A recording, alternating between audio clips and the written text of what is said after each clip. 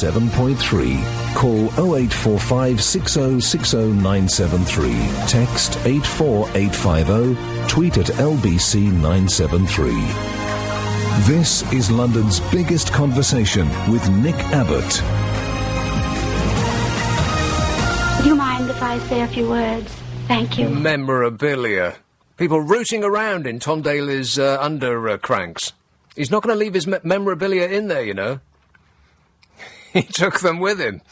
You don't get that for £500. Now, what was it that UKIP fella said? Talk about funny. The stuff you learn about them. Wow.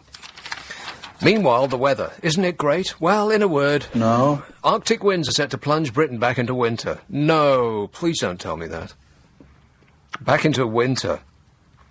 Almost a week after the balmy sunshine and blue skies, it's all over. As another cold snap grips the country. This is the Express. They didn't put it on their front page. I am stunned. It'll be more than 20 centigrade colder than on Thursday, the warmest day of the year so far, which brought highs of 73 Fahrenheit, 23 C. Britain officially hotter than Malaga, Los Angeles and Algiers, which managed only 68. But forecasters warned parts of the north could feel as cold as, are you ready? Grip onto something firm. -7. Yes. All nighttime lows of -3 are possible. Here in London, no. And it could be up to 2 weeks before there is any sign of a return to spring-like weather. Damn it! The Met Office said a change in the wind direction will bring bitterly cold gusts from the Arctic region over the weekend. We're going to have to go to war with the Arctic. Forecaster Sarah said there's quite a big change on the way. People are going to notice it the most will be in the south, who have had the really nice temperatures over the past week. The weekend is going to be really quite cold, she said. Jonathan, forecaster for Vantage Weather Services, said people should brace themselves for winter to return next week. Widespread frosts and freezing winds will gather pace by the middle of the week, with no end in sight for the next 10 days. Now, he doesn't mean that after 10 days it's going to get nicer. He just means that that's as far as they can see with any degree of accuracy. He says, we're looking at a return to winter. Time to put the shorts away and get the woolies back out. Oh, no. Oy. Freezing gales are going to sweep in from the North Pole, sending temperatures plunging and bringing widespread frosts, and it's going to be very cold and frosty to the end of the month, with below-average temperatures everywhere. That is what they said. I can't stand it anymore. This country's had its chance, and it blew it. That's it. I'm leaving.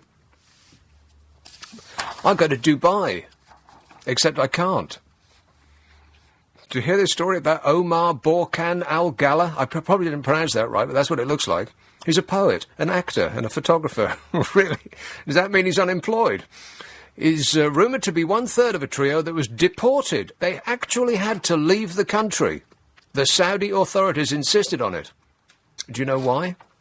It's because the Saudi authorities feared that these three men would prove irresistible to the kingdom's women. What? Yeah. The three men from the United Arab Emirates are said to have been removed from the Jeddah Driva Heritage and Culture Festival in Riyadh because they were too handsome. I am not making this up. The young man, who appears to be wearing eyeliner in many of his... Hey, maybe he should take some exercise. Can you get me that story? I want detailed files. Amanda is on the case. He's wearing eyeliner. Channel 4 are already setting him up for his own chat show. In many of his Facebook glamour shots, eyeliner. He posted a link to an article about the deportation, and the post set off a stampede of speculation, which Al-Gala has done nothing to discourage. Instead, he has continued to post his sultry pictures, sometimes wearing a Lakers jersey, and at others posing with a sports car or with a trifle. I'm sorry, I'll read that again. Posing with a sports car or a rifle. Yeah, that makes more sense. Although, perhaps most women would actually prefer him if he was posing with, a trifle. Yeah, that's what I thought. The beauty of a woman... This is a post on his My Facebook space. The beauty of a woman must be seen from in her eyes, because that is the doorway to her heart, the place where love resides. He posted. Warning, warning. Do not look directly in their eyes. Did you hear about the women's eyes in Saudi Arabia? I have detailed files and all of this stuff. And by the way, your humble interlocutor has also been banned from going to Dubai because I am too sexy for Dubai. Dubai.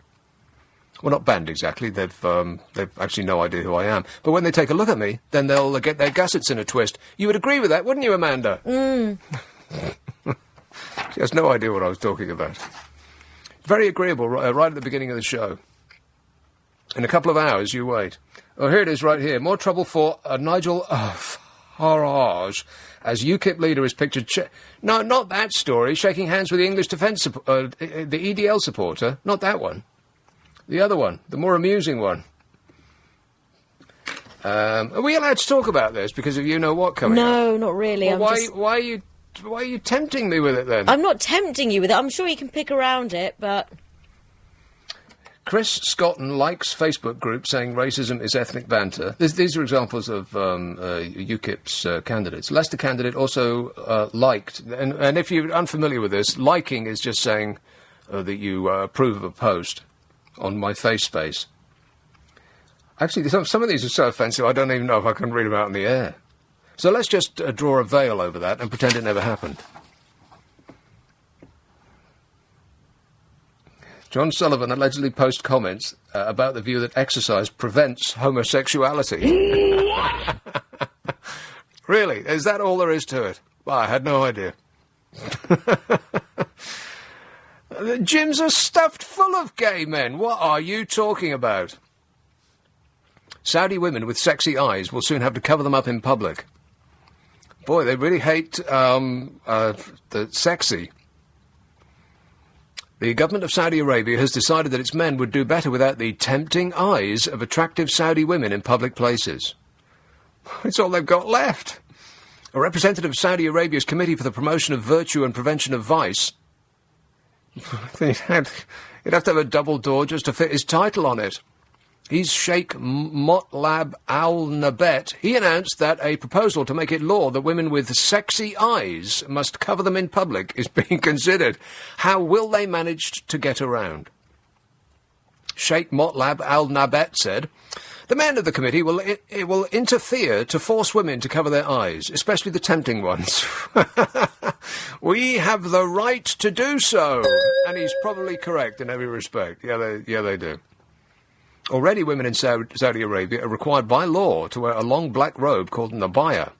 The abaya covers up practically every part of a woman's body from her hair to her feet. Well, there isn't any other parts. A little slit-like space is left at the eyes to allow the woman to, see where she's going. But Saudi women who dare to appear in public without the abaya may be punished with fines and public flogging. But it seems that now that even this little necessary allowance for vision is offensive to the pious men of the Kingdom of Saudi Arabia. The suggestion that women should cover their eyes in public came after a pious member of the Committee for the Promotion of Virtue and Prevention of Vice... How is that going, by the way? They fell into the wiles of a woman with sexy eyes as he walked innocently down the street, minding his own affairs. Da-da-da-da-da. According to the story, when the man's eyes strayed in the direction of alluring female eyes, the husband of the woman took offence. A fight followed, in which the man with the straying eyes was stabbed twice in the hand. The Saudi Arabian Committee for the Promotion of Virtue and Prevention of Vice, founded in the 1940s, is the morals watchdog of Saudi Arabian society. Its job is to ensure that society keeps to the strict rules of morality, whatever they are. The committee, in its zeal, refused to allow evacuation of... here's an unhappy part of this. Well, none of it's happy, but some of it's amusing. This is not amusing. The Saudi Arabian Committee for the Promotion of Virtue and Prevention of Vice, in its zeal, refused to allow evacuation of girls from a school that was on fire because it was the holy month of Ramadan, and the sight of immodestly dressed girls in the holy month could cause the men to sin by eyeing the girls' uncovered bodies lustfully. It was alleged that 15 of the girls died in the fire after the evacuation of the building was delayed while the committee considered the best method to remove them without tempting men. The committee was also responsible for the ban on women driving. A woman in Saudi Arabia is not allowed to travel without the approval of a male guardian or husband. A woman was sentenced to 10 lashes for violating the ban on women driving in September, but was spared when King Abdullah graciously intervened. In other news, King Abdullah is so pleased with the work of the Saudi Arabian Committee for the Promotion of Virtue and Prevention of Vice that he recently gave it an extra 200 million riyals, which is about $53 million, to allow it to perform better its duty of promoting virtue and preventing vice. And all I can say to that is... yeah, that about covers it, yeah. 0845 6060 973. Nick Abbott, LBC 97.3. It's gone crazy. Yes, you want further information about craziness? You want further evidence? Greece has pulled 2 ancient statues of nude males from an Olympic exhibition in Doha after Qatari authorities insisted on covering the genitalia with black cloths. A culture minister official says exhibition organisers wanted to avoid scandalising female visitors. Yeah. I wouldn't be remotely surprised if female visitors weren't even allowed in. Well, they certainly can't drive to get there. Greek Deputy Culture Minister Kostas, who visited the country... Is Greece still there, by the way? Can you check? Just curious. Because we haven't heard anything from them in a little while. I know they had like a closing down sale. They were shutting up shop. I wonder if it's actually still there. Can you check on a map? Greek Deputy Culture Minister Kostas, who visited the country last month for the exhibition opening, objected, saying the works should be displayed as they are or shipped home. So they shipped them home. The statues have already returned to Greece, a culture ministry source said. Organisers in Qatar wanted to cover up the statues' members with a black cloth, but they're so tiny. You need a microscope to see them. Most of them have fallen off. What are they talking about? Culture Ministry Deputy... I'm sorry, I've had too much coffee. My mind's going... Culture Ministry Minister Kostas, yeah, that sort of makes sense. He said, organisers in Qatar wanted to cover up the statue's members with a black cloth, so they were never put on display. They went back into storage, and the statues were returned to Athens last week, the official said, on condition of anonymity, because she was not authorised to speak on record. And being a woman, of course, she was not authorised to speak at all. Qatari officials could not be reached for comment. You don't say. The statues date back to the 6th and 2nd centuries BC and were among nearly 600 antiquities brought from Greece for the Olympics Past and Present exhibition. Well, wait till they see what the Olympic beach volleyball players wear, or the swimmers, or the track and fielders, or the rowers, or the cyclists. Only fencing allowed from now on. This exhibition, the exhibition introduction on the Qatari Museum Authority website says, explore the sanctuary of Olympia, its role in ancient Greece, find out about Greek culture and the festival held in Olympia, and discover the spirit of the ancient games. Just don't look at their wee-wees. 0845 6060 973. So, Leveson is, blown up, out of the water, not going to happen. The newspaper industry has rejected the government's plans for the future of press regulation and submitted a rival proposal to create a system of self-regulation. You know, because that worked really well last time. Publishers representing the national and local newspaper and magazine industry warned that the government's Royal Charter, published last month, has no support within the press. Well, what's that got to do with anything? Impose it on them. The industry will now apply for a charter which says it would meet the recommendations of last year's Leveson report into press standards without introducing any element of state-sponsored regulation. In other words, please move along, nothing to see here, we'll do it ourselves. In a statement coordinated by the Newspaper Society, the publishers warned that a number of the government's recommendations were unworkable, and it gives politicians an unacceptable degree of interference in the regulation of the press. Any regulation of the press is unacceptable to the press. They want to regulate themselves. The statement said that the new proposal has widespread backing across the industry and would deliver tough sanctions with a new regulator able to impose fines of up to £1 million for systematic wrongdoing. Well, systematic, as in not £1 million per wrongdoing, but if you do it over and over and over and over and over and over again, then that would be a fine of up to £1 million. In much the same way as if you see a sale in a store, and it says on the window, discounts up to 70%. 70% off. Up to 70% off everything in this store. And up to, it clearly includes the number 0. They'll be able to impose, and even if it was a fine of £1 million, that's pocket change for the billionaires that run our media companies. That's not even a yearly bonus.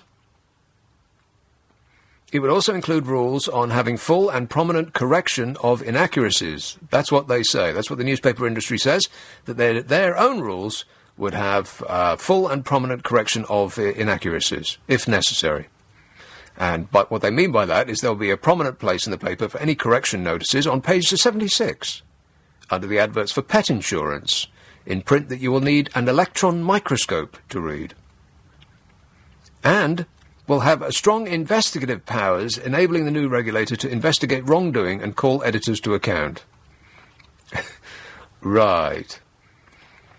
Yeah, in much the same way as as our financial finaglers have people to call them to account. In other words, 3 people that they will have at their disposal to investigate wrongdoing will get straight on that as soon as they filled out their expensive forms. The statement said that it would have a genuine independence from the industry and from politicians, with all the bodies making up the new regulator having a majority of independent members appointed openly and transparently from a list of the paper's close personal friends.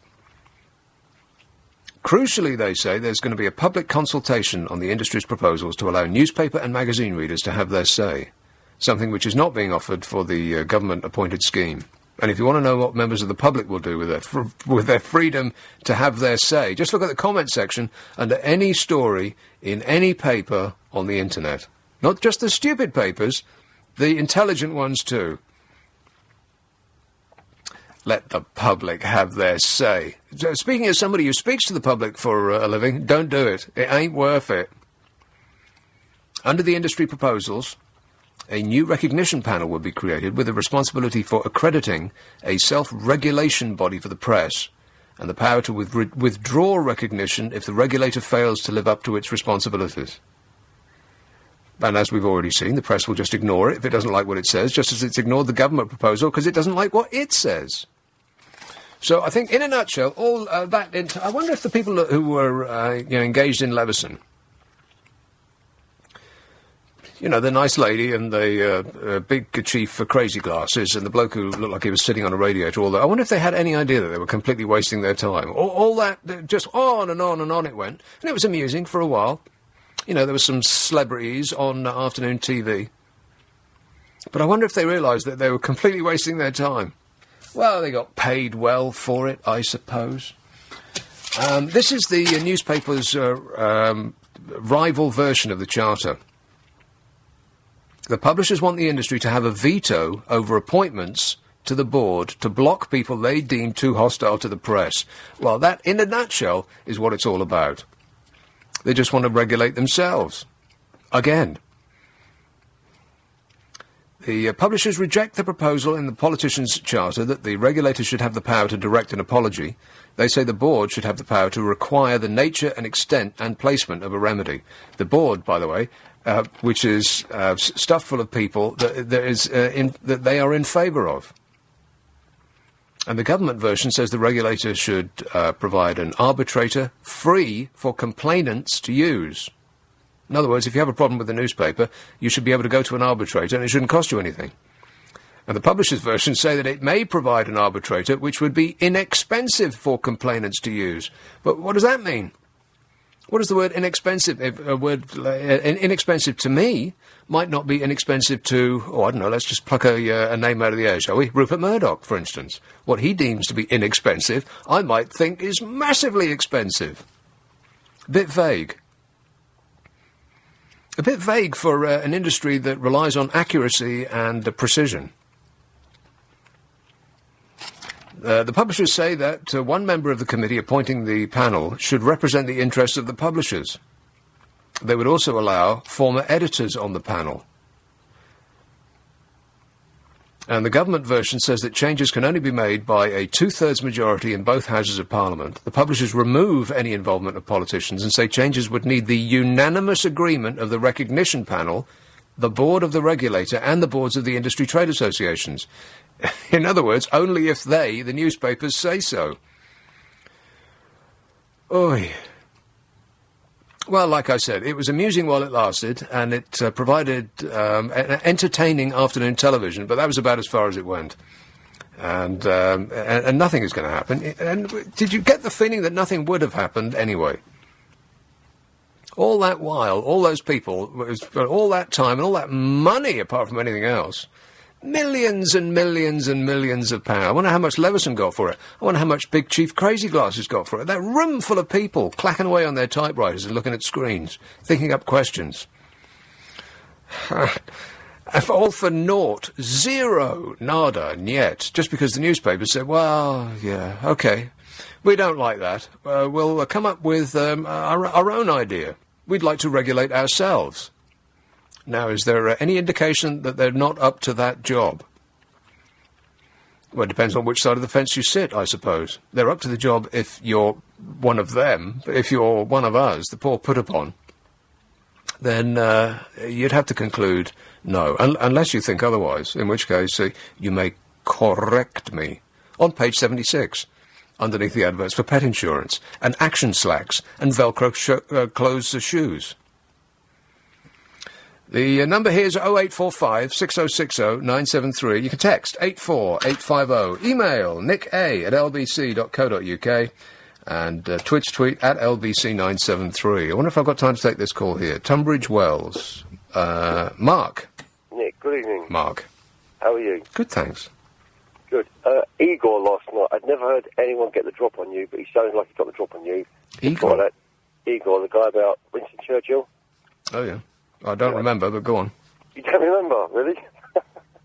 Anyway, look, forget about it. I just couldn't believe it that you sounded like he'd actually caught you out on something. I've never heard anyone catch you out. That's why I love you. You're incredible. Just to get you back up there again, your ego back up there. Listen, the newspapers... I've no idea what you're talking about, but anyway, move along. The newspapers, everyone I ever talk to that's from around the rest of the world, they all say, we don't have this thing with newspapers in our countries. They haven't got this power, they haven't got this influence.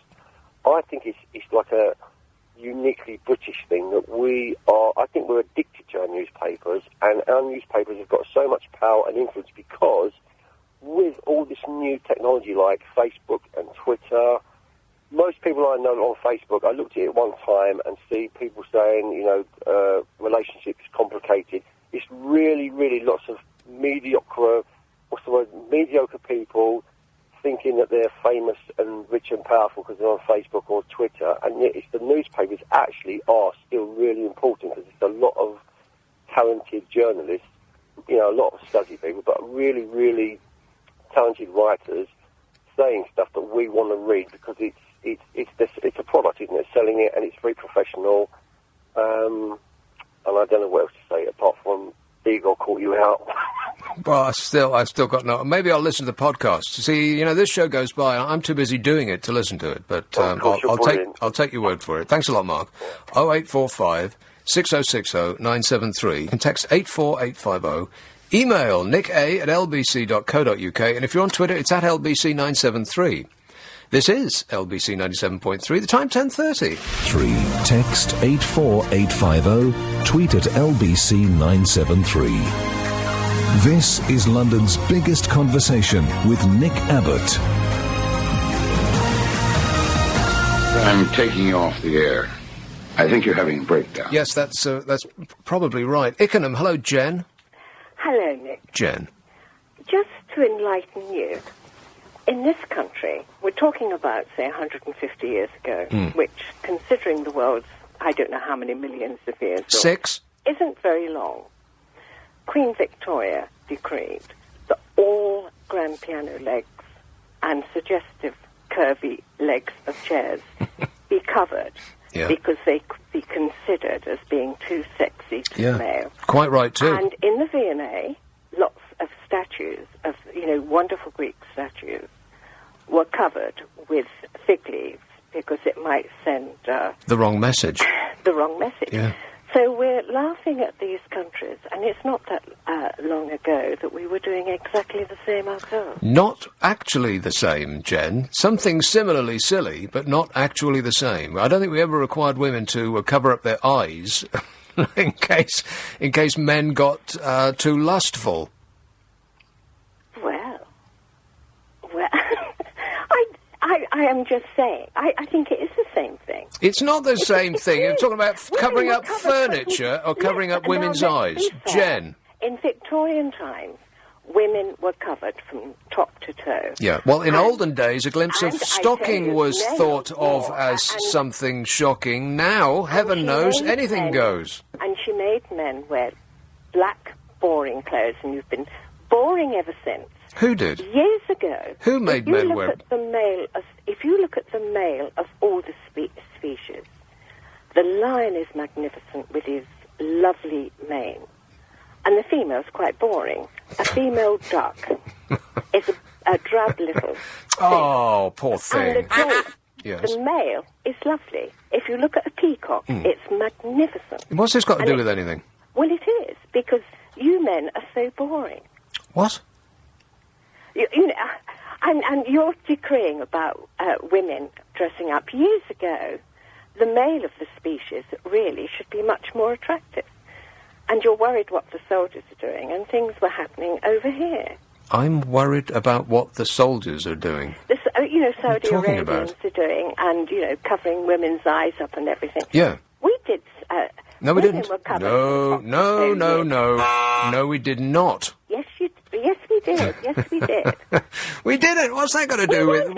We weren't covering women's eyes up. We covered piano legs. That's just daft. We weren't even allowed to vote 100 years ago.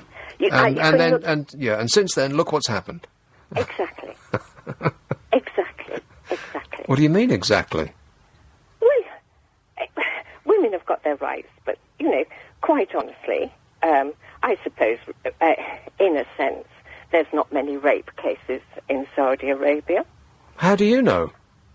Well, you get your hand off if you stole something. They don't have high crime. No, quite the reverse. A woman gets punishment.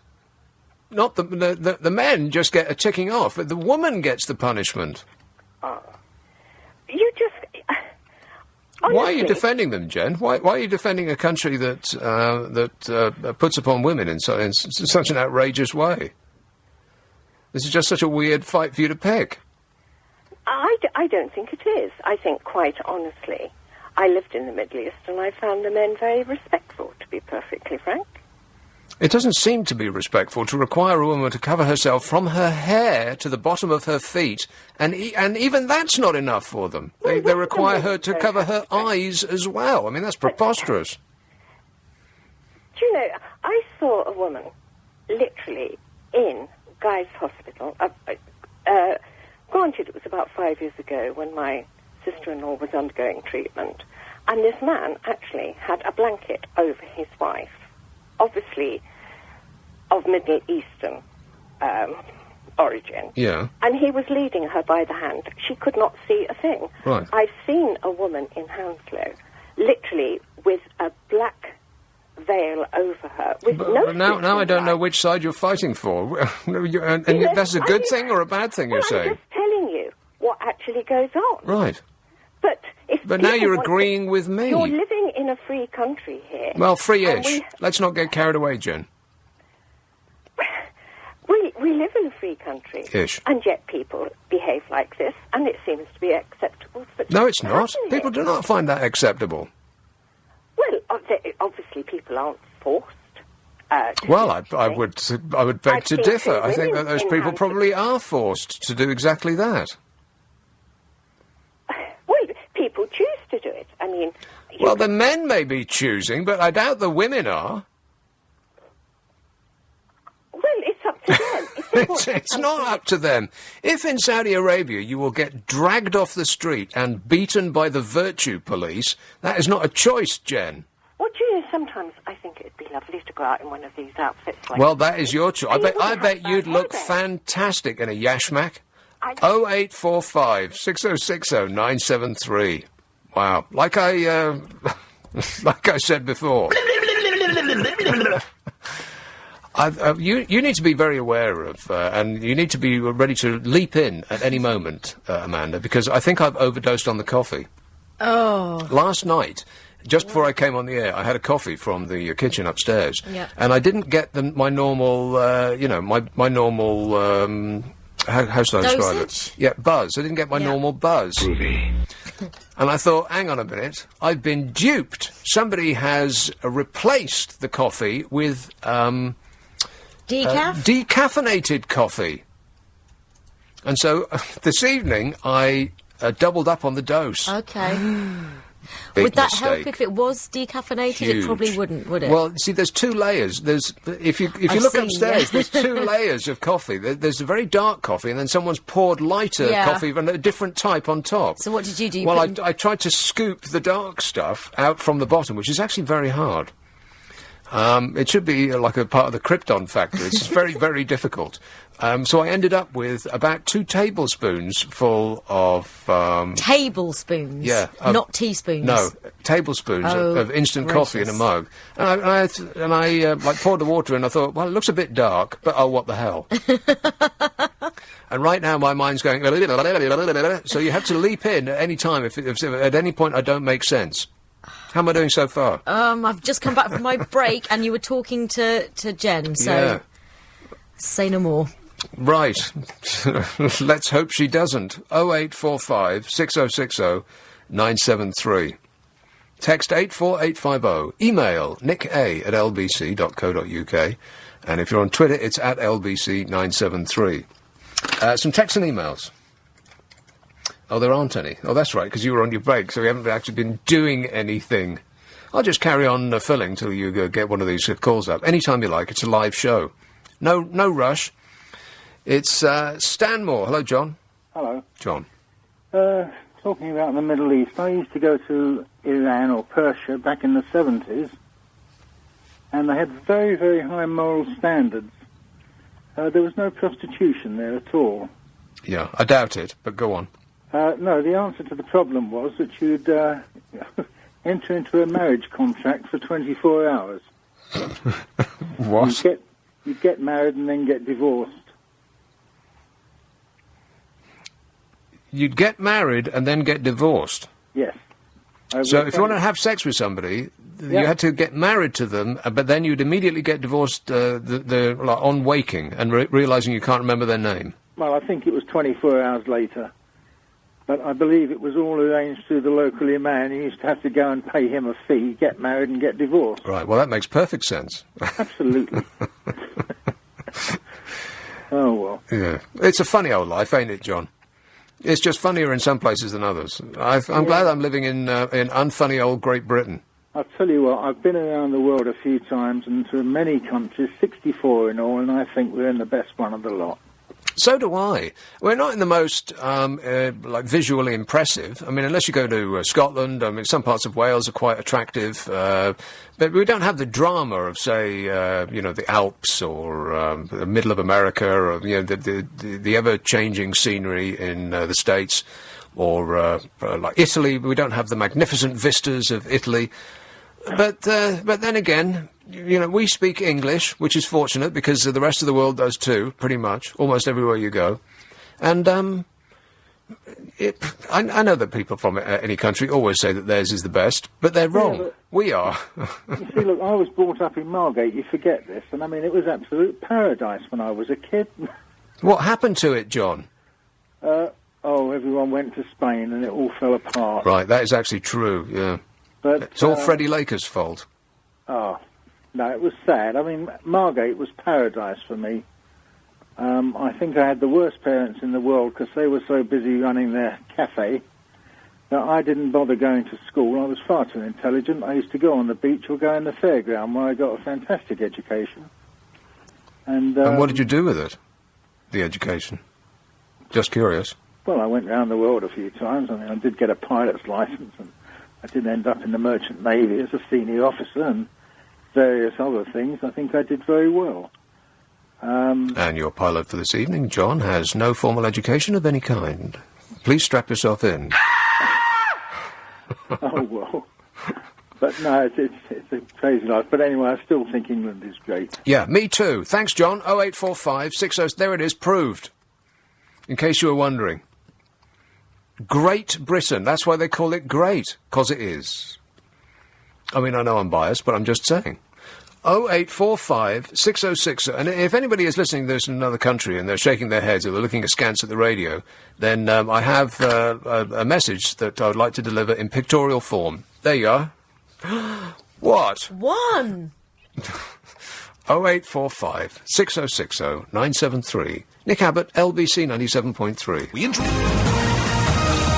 Well, let's get back to it. Here's calling South Norwood. Hello, Philip. Oh, good evening, Nick. Oh, good evening, Philip. I beg your pardon? I said, good evening, Philip. Oh, good evening to you. You were talking earlier on about Tom Daly donating auctioning off an article of his clothing. Yeah.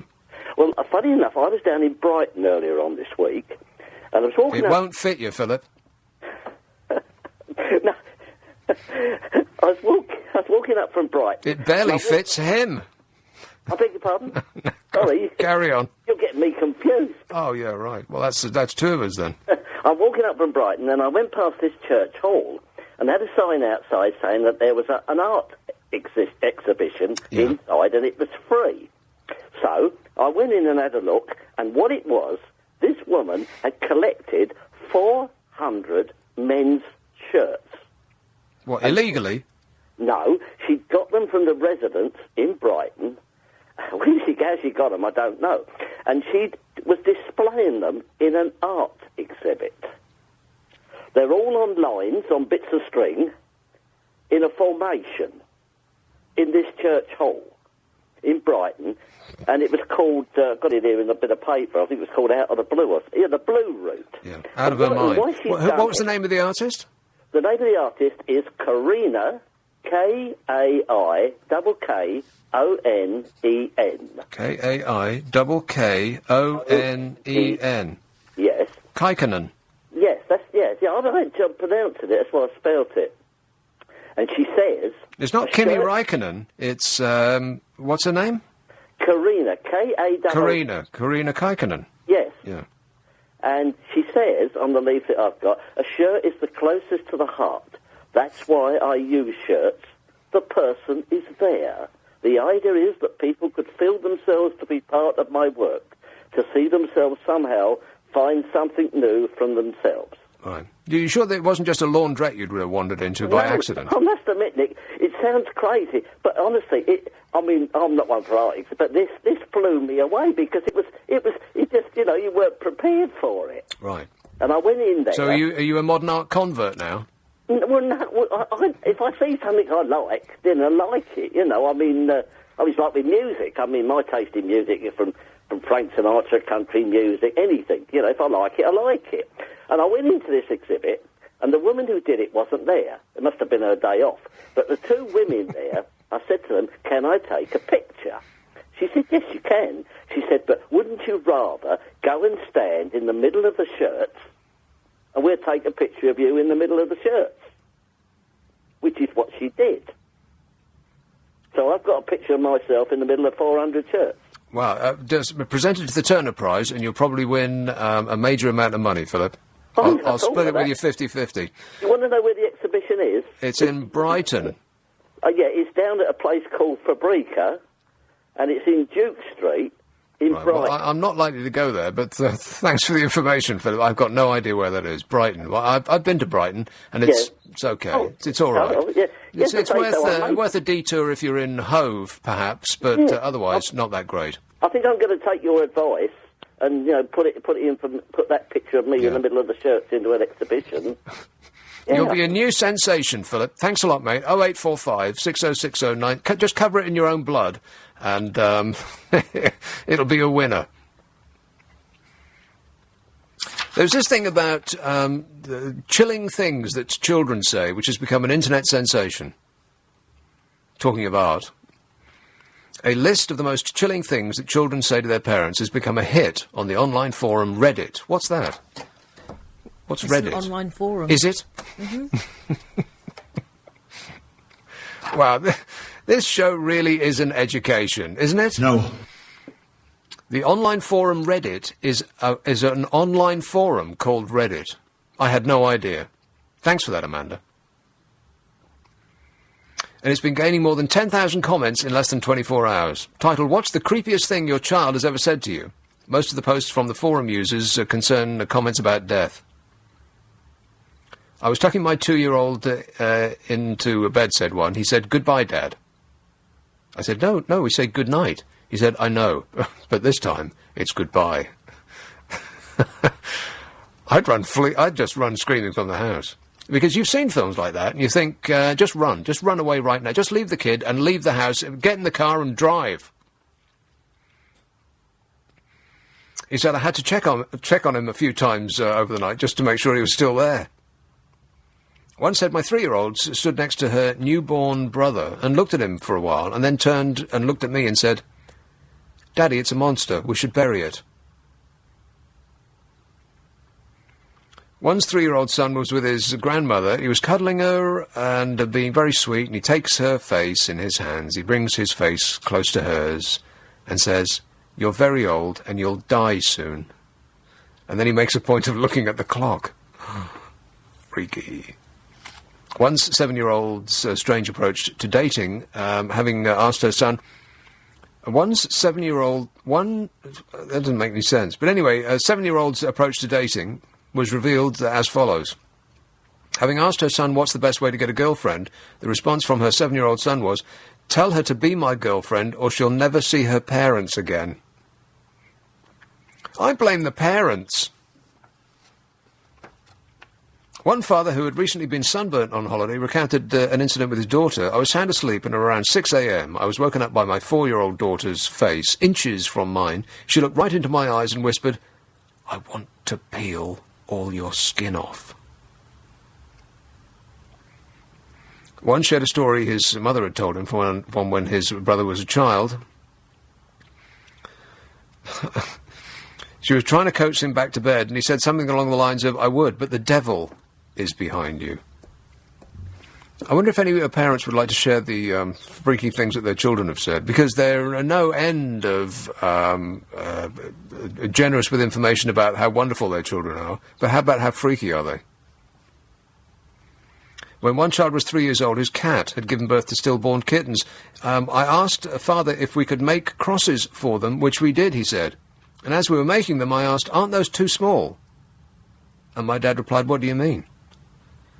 To which the 3-year-old said, "Aren't we going to nail them to them?" And after several moments of silence, the father said, "We're not going to do that." So, any tales to pass on? Probably not. 0845 6060 973. Text 84850. Email nicka@lbc.co.uk. And if you're on Twitter, it's at lbc973. Talking of music, which we were just now,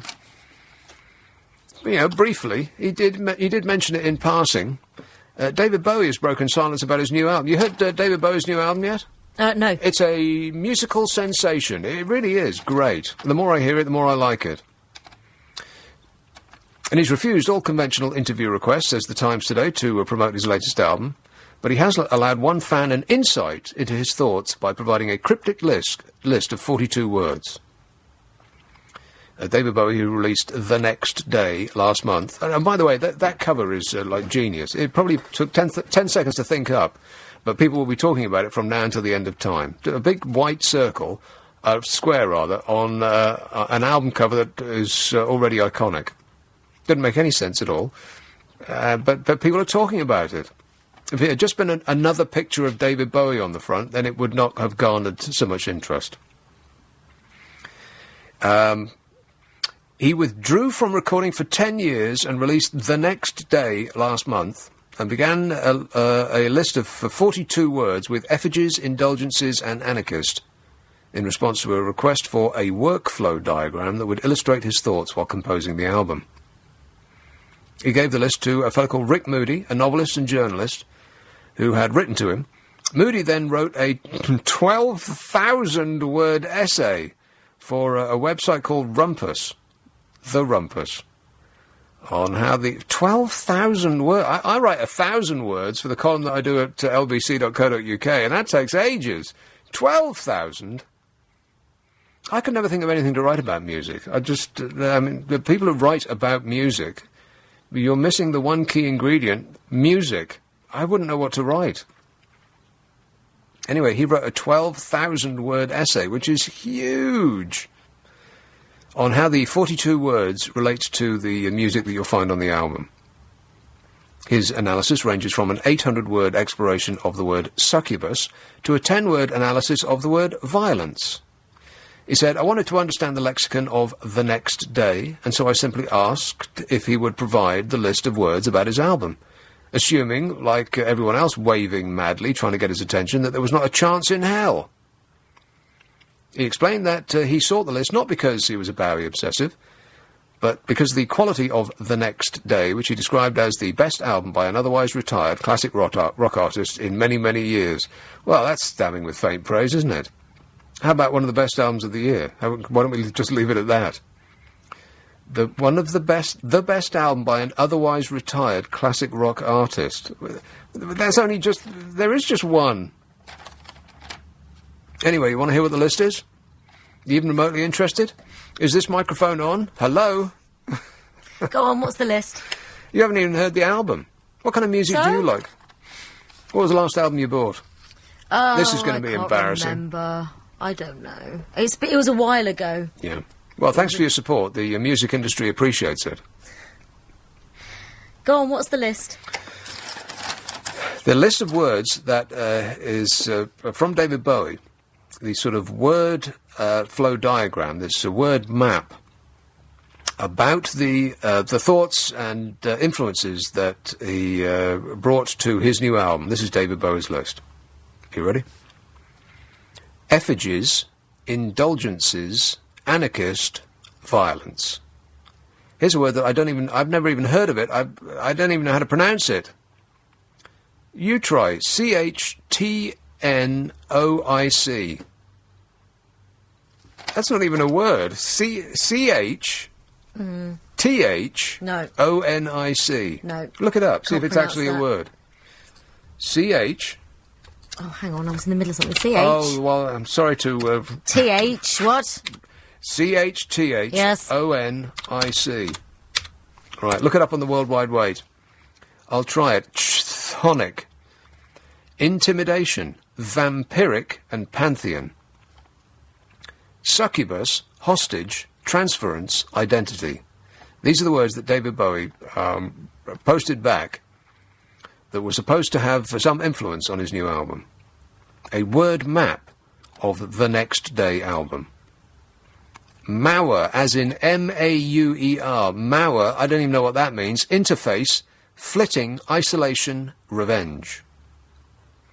Osmosis, crusade, tyrant, domination. And about halfway through this list, I started to like the album a little bit less. Indifference, miasma, press gang, displaced. This is the list of 42 words, right off the top of his head, that David Bowie presented to a journalist. Flight, resettlement, funereal, glide, and trace. Balkan, burial, reverse, manipulate, and origin. And text, traitor, urban, comeuppance, tragic, nerve, and mystification. And I think that last one sums it up. I am mystified. Pretentious, Louis. So here it is, chthonic. I love the way they tell you how to pronounce it, and that looks like utter Greek to me. I've got no idea what it means.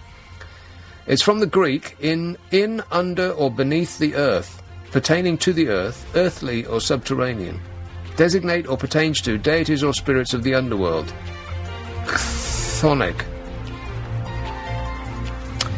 Well, it's, again, see, the genius of the man. We're talking about it. And the sales go through the roof. There's another £1 million in the bank. 0845 6060 973. Nick Abbott, LBC 97.3.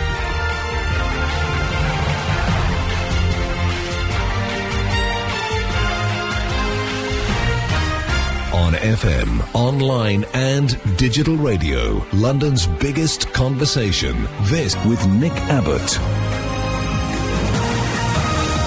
Alrighty then. That lady talking about Tom Daly's trunks. I'd pay about £50 for them. Now, is she saying £50 for him or £50 for them? It's the accent, you can't tell. Two parents saying who've passed on the freakiest things that their kids say. Two, is that it? Wow. That's really put me in my place. Not one single person listening to this show is remotely interested in anything I'm saying. Well, I think I might as well just go home. Let's play some music. How about the full version of Inagada Davida? Rock and roll! I'm not doing this show right, am I? The things that I've talked about so far that no one seems to have any interest whatsoever. I'm talking about press regulation. I'll go through it. Okay. I've talked about the weather. I've talked about... What do you want people to say about the weather? I'm just telling you what I've talked about. I mean, what do we talk about in this country more than anything else? The weather. I can't even start a conversation about the weather. The way that sexy men are treated in Dubai, apparently they have to leave the country. The way that sexy men are treated in the Saudi Arabia, they have to cover their entire person as well as their eyeballs. How will they see where they're going? They've also covered up statues. So you said sexy men, you meant sexy women, didn't you? No, sexy men had to leave the country. They actually banned them from the country. Three men were too sexy for the country. You take that phone call. Probably a complaint. They want a request. Have you got any Boston? Well, how about some Peter Frampton? Did I talk about the Snoopers Charter? Oh, I talked about the press. I talked about Leveson. No interest there. The press rejecting Leveson and wanted to come up with their own idea, which is essentially no idea at all. Let's just carry on as we were. Weird things that children say. You'd think that some people in the audience would have children. No interest there. Many of various things in between. David Bowie and art. We talked about art just briefly, momentarily. Zero interest there. Never mind, I'll keep filling. There's this, you know what a meme is? It's some daft thing that catches on the internet. And Ed Balls is the new internet meme. This is the Times today. They had a blinder of a day today. You've seen the Gangnam Style and the Harlem Shake. Now it's time to get up to date with the internet sensation that is Ed Balls. On April the 28th. That is, on April the 28th, 2011. 2011. That's 2 years ago. OK, I'll carry on. On April the 28th, 2011, Mr. Balls typed his own name into the message box on Twitter instead of the search box and accidentally tweeted to thousands of followers a message that read simply, Ed Balls. His tweet has since been retweeted more than 14,000 times and has become the subject of an online meme in which various variations on the theme have spread across the internet. Ed Balls was superimposed on movie posters on Bart Simpson's blackboard in place of the Hollywood sign on Mount Lee, and into the Peanuts comic, as well as onto the hat of UKIP leader Nigel Farage. More than 2,000 people have accepted an invitation to retweet Mr. Balls' tweet at 4:20 tomorrow. So there you are. Stick it in your diary. 4:20 tomorrow afternoon. Retweet Ed Balls' tweet But presumably you would have had to have received it in the first place 2 years ago. So, like I said, the Times has had a terrible day today. What the hell are they talking about? Lady with a hand in the air? Didn't have my hand in the air. Oh, didn't you? I thought you wanted to speak. It's probably about time you cleared out that folder. No, this was today's... Are you sure? This is today's time, April the 27th, 2013. Correct. But they're alerting us to the anniversary of it tomorrow, presumably. The anniversary of a tweet. Yeah, the 2-year anniversary of a tweet tomorrow. I didn't know that tweeting was that old. Happy birthday to tweets. To that particular tweet. Yeah, 4:20 tomorrow. Why 4:20? Isn't 4:20 the time at which high schoolers get stoned in America? They have a 4:20. Is that right? Yeah, they have a 4, which is why on the 20th of the 4th, because they write the dates the wrong way round. Yeah. January, February, March, April. The 20th of April, they have a stoned be-in like all over America, because 4:20 was the time at which school kicks out.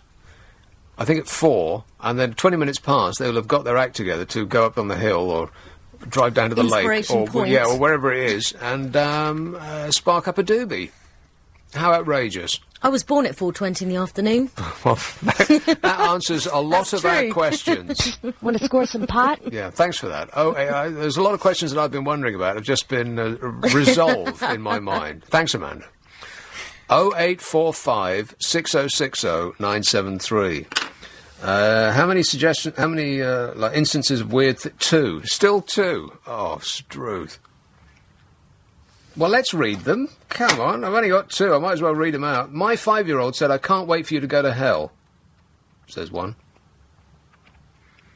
And my 4-year-old son said to his teacher, I'm going to cut you into pieces and put you on eBay. Wow.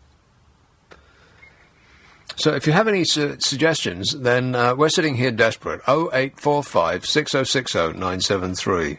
You can text 84850, email nicka@lbc.co.uk, and if you're on Twitter, it's @lbc973. I definitely thought I was going to get a student, because parents just love talking about their kids.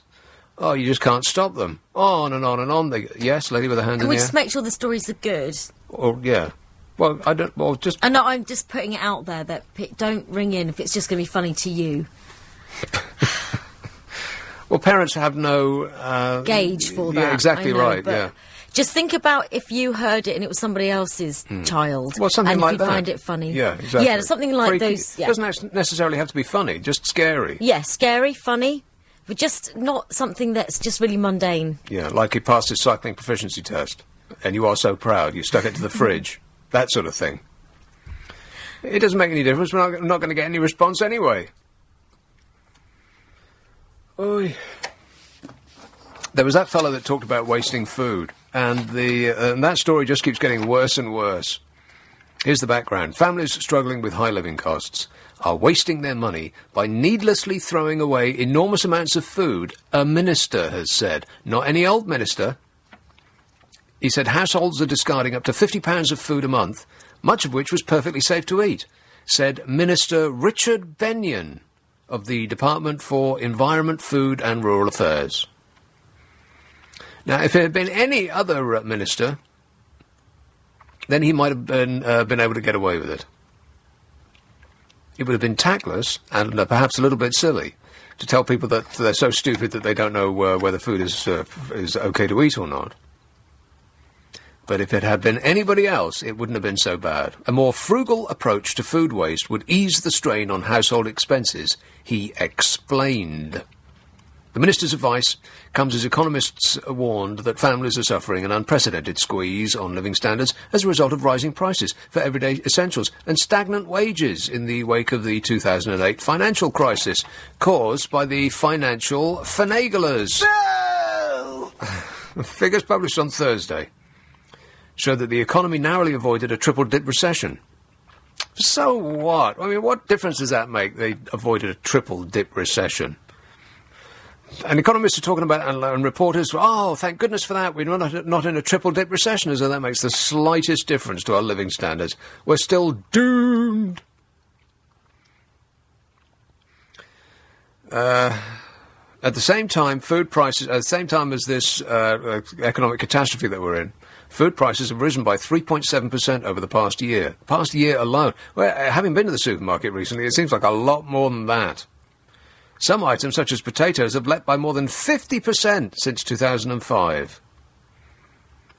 And Downing Street is acutely aware that the weak economy is causing pain to households facing high fuel bills, energy prices and food costs, or as acutely aware as you can be of the suffering of the little people if you are a millionaires club for the boys.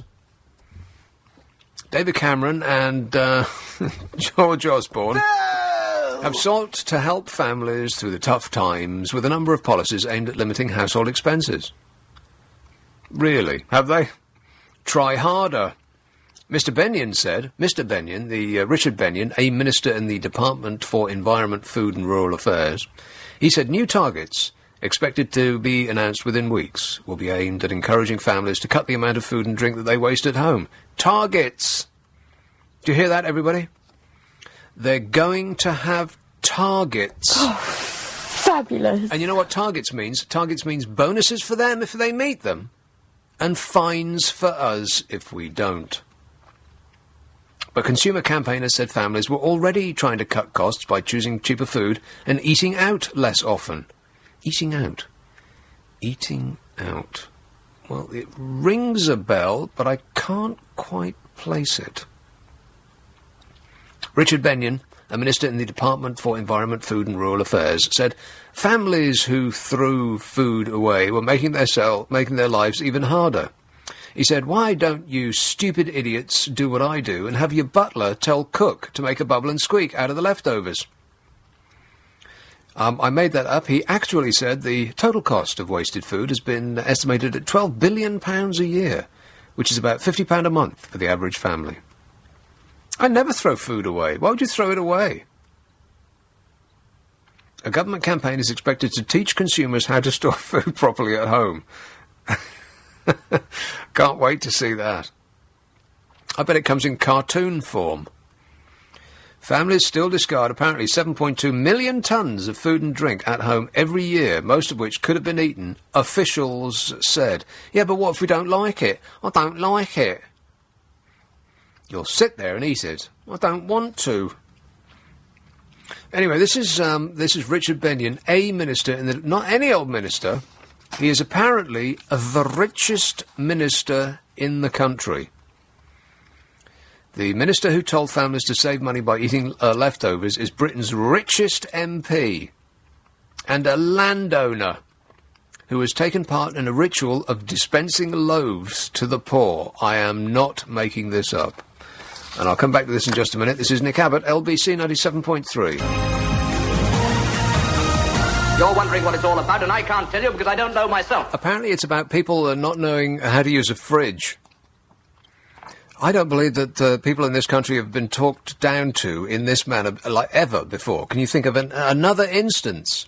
The minister who told families to save money by eating leftovers is Britain's richest MP, and a landowner who has taken part in a ritual of dispensing loaves to the poor. Well, anyone's poor compared to this bloke. Richard Benyon stands to inherit an estimated £110 million from the 20,000-acre Englefield estate in Berkshire. I think that's all of Berkshire, which is owned by his father, Sir William, according to the Times Rich List. As part of an annual tradition dating back to 1581, Mr. Benyon has handed loaves to villagers in Ufton Nervet. There's no such place. Ufton Nervet? Rubbish. It does not exist. He hands them out through the windows of his family's manor house. And then gives them 10 seconds before opening fire. He suggested a more frugal approach to food waste to ease family expenses and claimed there was widespread ignorance of keeping fruit and vegetables in the fridge and wrapping cheese to keep it fresh. What planet's this guy on? David Cameron conceded that the image of a government minister telling families to eat their leftovers does not look good. Please, sir, may we have some more? And claimed that the comments had been misinterpreted. Right, by which he means that the comments had been transcribed exactly as spoken and reported without embellishment. Misinterpreted. He said Mr Bennion was simply taking part in a debate in Westminster in which he was giving an answer on issues to do with food waste and supermarket packaging and all the rest of it. He's Prime Minister. Can you believe it? Mary Creagh, C-R-E-A-G-H, Creagh. She's the Shadow Environment Secretary. She said mothers are struggling to feed their children did not need lectures on wrapping cheese from the government.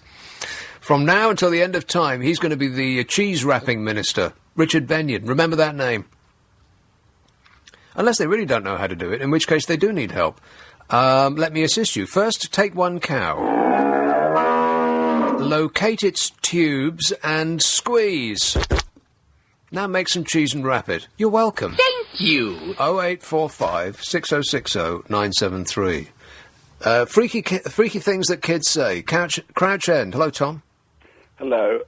Nick, I phoned you up out of sympathy for you saying people weren't phoning and those that did were doing rubbish because you make me laugh. You're a very, very funny man. Thanks, Tom. I just looked you up on literally as you were phoning, and you've had a wonderful, successful, but occasionally checkered career, and I salute you. Here's my story about my I recognise everything you just said, apart from the successful part. But go on. No. You know, Freud was and still is really very out of fashion, and it takes a long time. It's very expensive, and it's all tablets. Freud, did you say? Freud, Sigmund Freud. Siggy Freud, yeah. Yeah, and anyway. My two elder children, then 8 and 5, I was in the living room, walked down the stairs behind me, and I hear the daughter say to the son, "If you say that again, I want to cut your willy off." I immediately went into a course of psychoanalysis because I thought, here is a man whose theory has been proven to be in practice. Yeah, I need psychoanalysis just having heard it. Thanks a lot, Tom. Bye. 0845, and they'd just come back from university. 0845 6060 973. Text 84850. Email nicka@lbc.co.uk. And if you're on Twitter, it's @lbc973.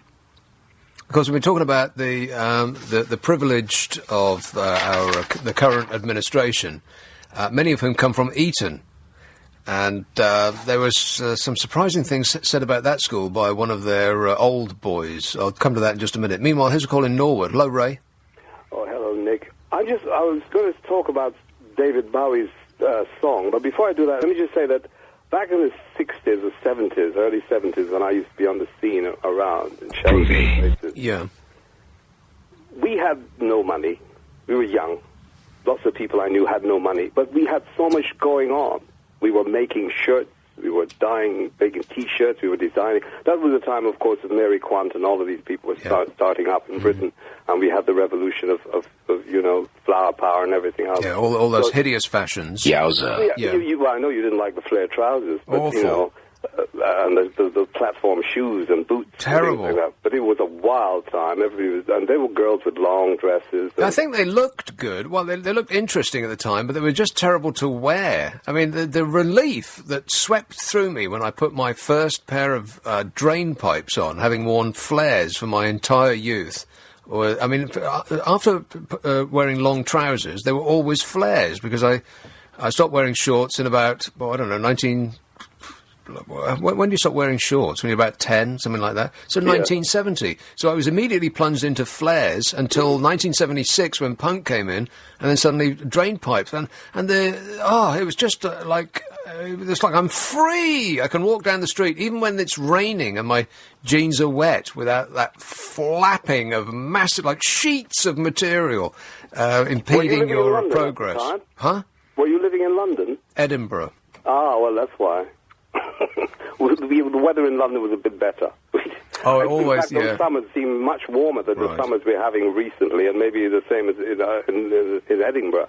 It was very wet in Edinburgh and probably in the countryside. But in London it was quite nice weather. So, but the thing about flares was people used to try to get the biggest flares. That was the thing of guys. They used to say, "I've got 40-inch flares, and other ones go for 45, and other ones, it was just getting bigger and bigger. Yeah, and same with platforms. I had platforms that should have been illegal. They were so hideous. Ian Dury had a lyric that said, "Shoes like dead pigs' noses," and that's precisely what they looked at with 4-inch heels. We're looking at 10 inches. 4-inch heels. Oh, but the King's Road was amazing.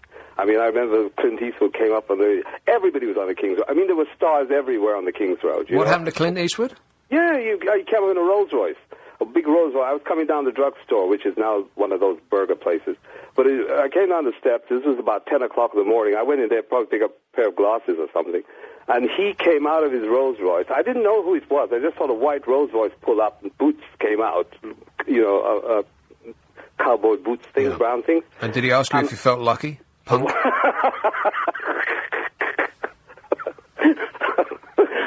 He wore a white suit, and I said, "Oh, it was Clint Eastwood," But I remember him from Rawhide, because at that time I didn't really know the films that used Dirty Harry and all that. It was just being made, so I hadn't seen those films really. I just knew him from Rawhide.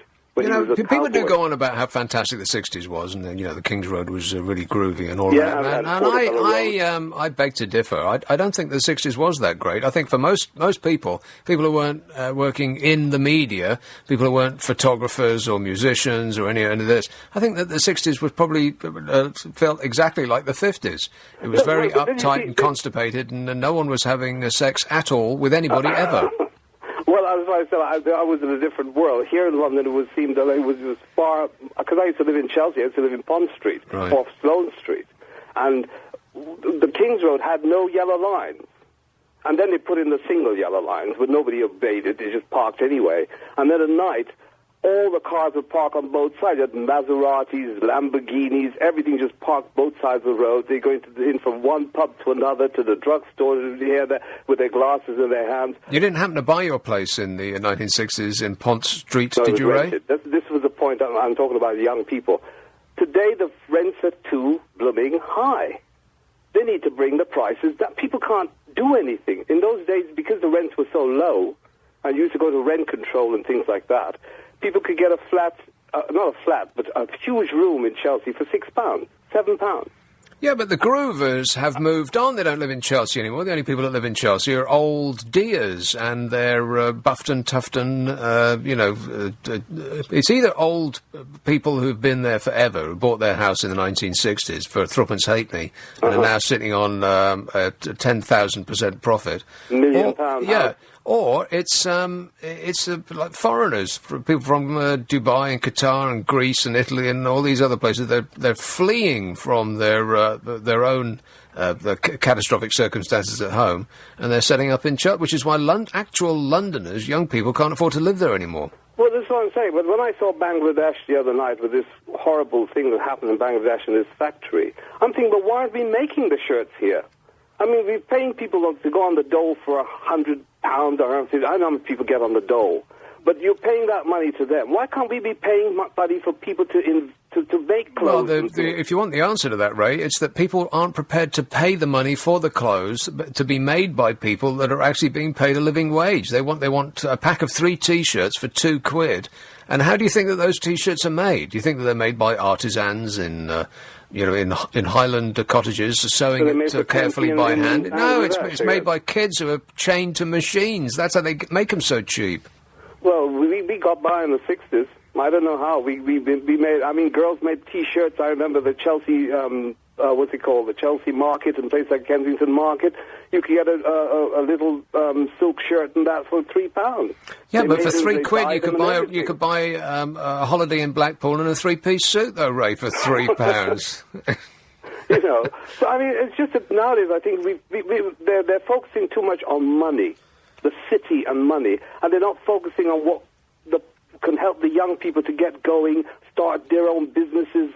I mean, enjoying life for a change. I mean, we kind of making the young people today feel like they've got to carry the mortgage with them. They've got to carry this on their shoulders and taxes and council tax. These are young kids. They shouldn't be having to deal with that at 21 and 22 and 17 and 18. No.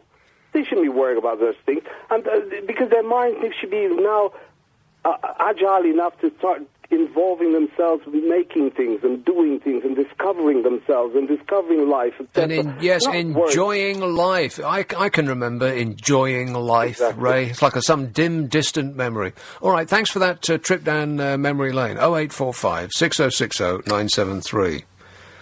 I have no idea really what that call was about. What was it about? This is Nick Abbott, mystified as usual, LBC 97.3, the time 11:30. Text 84850, tweet at LBC 973. This is London's biggest conversation with Nick Abbott. I think this is nonsense. What? Now, if you'd have thought that Richard Benyon, the Minister for the Department for Environment, Food and Rural Affairs, was talking down to you, the richest minister in the country is telling you that you're too stupid to know what a fridge does, it gets worse. Snacking is very, very bad, says Anna Soubry. She's the Health Minister. Snacking did not exist a generation ago, the Health Minister Anna Soubry has claimed, while accusing chains such as Starbucks of fueling the obesity crisis. She said young people were being lured into buying calorie-loaded extras with their large mugs of coffee. During a parliamentary debate, she told MPs that parents no longer taught their children not to eat between meals. Somebody should have told Luis Suarez that. Miss Soubry said, let us talk about something that did not exist when I was young, the concept of snacking. What is she talking about? I used to snack all the time. Crisps are not a recent invention. Let's talk about something that did not exist when I was young, says Anna Soubry, the Health Minister. Snacking. I was positively told not to eat between meals, she said.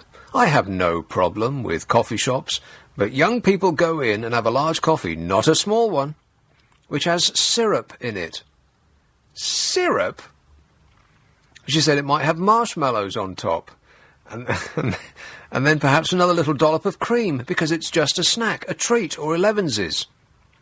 And by the way, they say, I'll have one of those nice muffins. They do not know how many calories that is.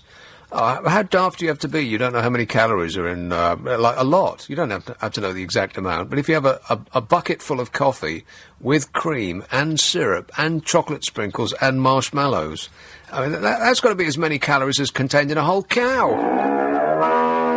Miss Soubry said that coffee chains should join outlets listing the calorific content of the foods and drinks that they serve. Yeah, they should do it in like pictorial form.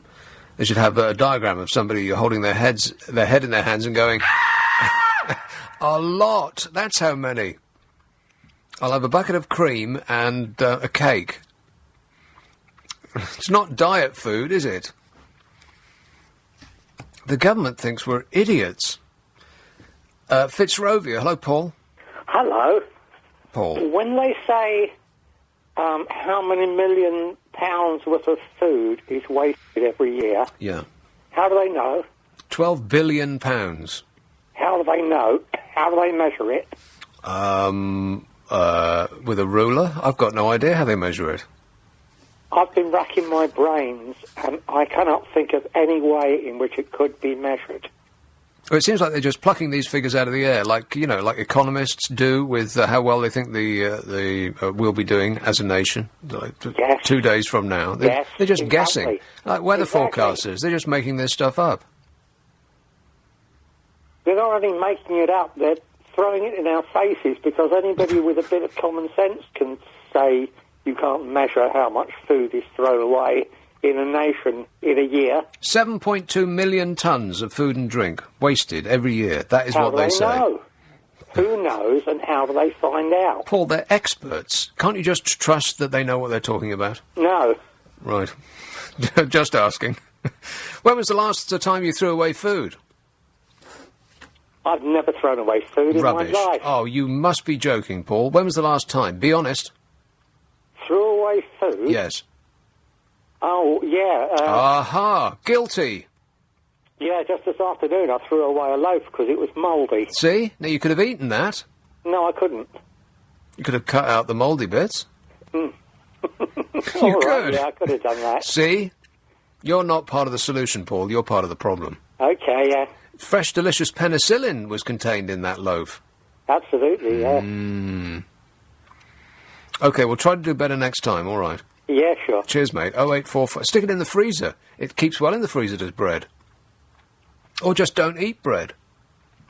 Let's have a call in Sydenham. Hello, Trixie. Hi there. Trixie. I am the archetypal evil sister.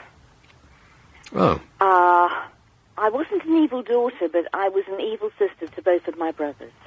When you were young? Yes. Right. I was very, very young.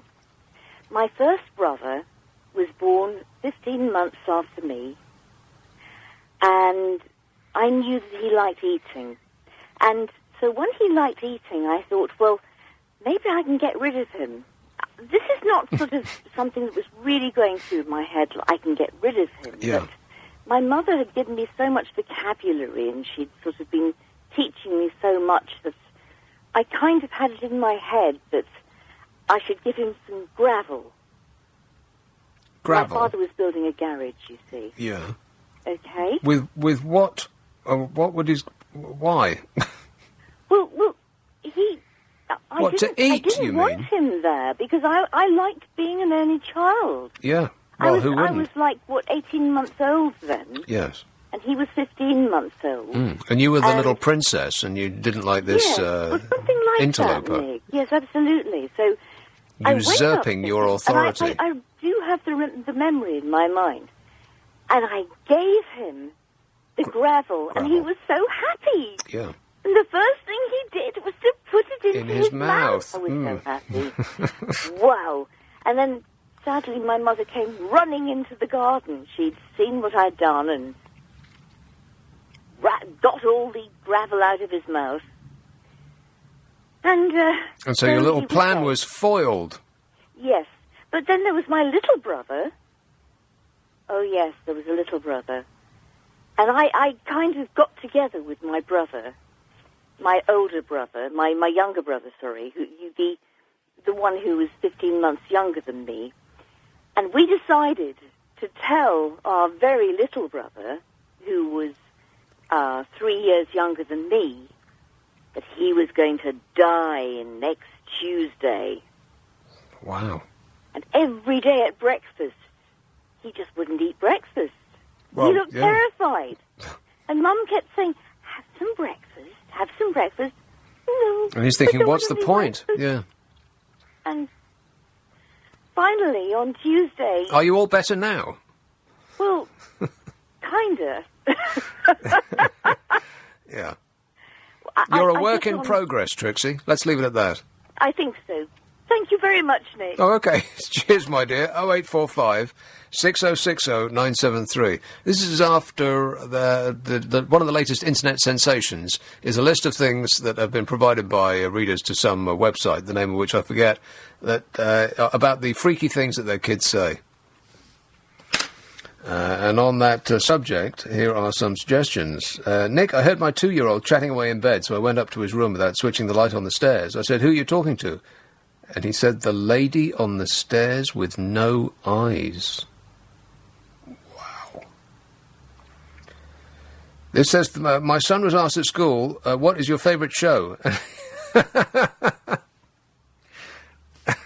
and he said, porn. I must have missed that show. Have you seen that one, Amanda? Sadly not. What I'm time all is it at on? work. It's probably on about now. Yeah. My 4-year-old saw a very large lady pass us and said, "Mummy, just..." Oh, wow, really? Are you checking this stuff before you get it? You are, OK. My 4-year-old saw a very large lady pass us and said, "Mummy, does she not go to the toilet?" Whew. I went upstairs to read to my 6-year-old daughter her bedtime story, to be told, "It's OK, Mama, Nana's read it to me." Nana had died 3 years before. Oh, wait. Yes? I think the first bit's true and they've just embellished the end as a little okay. joke. Her head started to spin and she projectile vomited, the little poppet. Yeah, okay. Well, I'll believe the first part, but not the second. 0845 6060 973. Their numbers include Olympians, royalty, television stars and journalists, but the return in force of old Etonians to the heart of government has put them on the defensive amid accusations of cronyism and elitism. And the latest old Etonian recruit to government, Jesse Norman, said Etonians were dominant in the government because other schools did not have the same commitment to public service. That is what he said. Is that what you call it? A service? They'll be wanting a tip next. Jesse Norman defended his former school, saying that ministers wanted state schools to emulate its ethos. And all state schools have to do now is to understand what emulate its ethos means. Is that French? Old Etonians in prominent positions include David Cameron, his Chief of Staff Ed Llewellyn, Cabinet Office Minister Oliver Letwin, and new policy unit head Joe Johnson, and his brother Bozo the Mayor. In fact, I have a more complete list than that. Where is it? Oh, yeah, here it is. I'll give it to you afterwards. They've taken over. Norman, the Conservative MP for Hereford and South Herefordshire, who was appointed to the Prime Minister's Policy Advisory Board this week, said, "Other schools don't have the same commitment to public service. They do other things." He said it's one of the few schools where pupils really do run vast chunks of the school themselves, so they don't defer in quite the same way. They do think there's the possibility of making change through their own actions. Yeah, well, that sounds like a great idea. Let the kids run the schools. What could possibly go wrong? Norman said the 30 grand a year school continued to focus on old-fashioned principles that helped its students succeed. Things like rhetoric and poetry and public speaking and performance are incredibly important to young people succeeding in life, he said. As is having rich parents and going to a school whose alumni favour old boys for positions they have control in appointing. But, you know, especially the rich parents bit. I think you'll find that there's a difference there. Old Etonian Jesse Norman said it was tragic that class still appeared to be important in Britain. Yeah, he must be really cut up about it, what with being in the first class section and all. And for an idea about how the first class react to the lower classes muscling in on their territory, try sitting in a first-class carriage on a train with a second-class ticket and see how they react. Unless you're George Osborne, in which case you can do as you please. Old Etonian Jesse Norman said the problem is when you have preoccupation with class, you get people believing they can't succeed. Well, that's because, compared to you, they are starting some considerable way down the ladder. The chances are his lot can. It's a game with loaded dice. It's got nothing to do with attitude. But that's that's what people who are lucky enough to be in his position believe, that everyone has an equal opportunity. No, they don't. Here's a list of Etonians in power.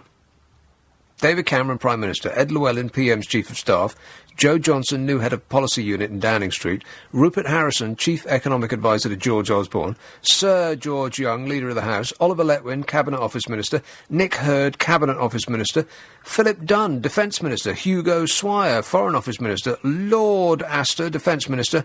And Lord de Morley, Environment Minister. Like I said, they're not taking over, they've taken over. It's a coup. They've won, and we didn't even hear the starting gun. The race is over. 0845 6060 973. Nick Abbot, LBC 97.3. Hello, boys. There's this new internet sensation of freaky things that children say.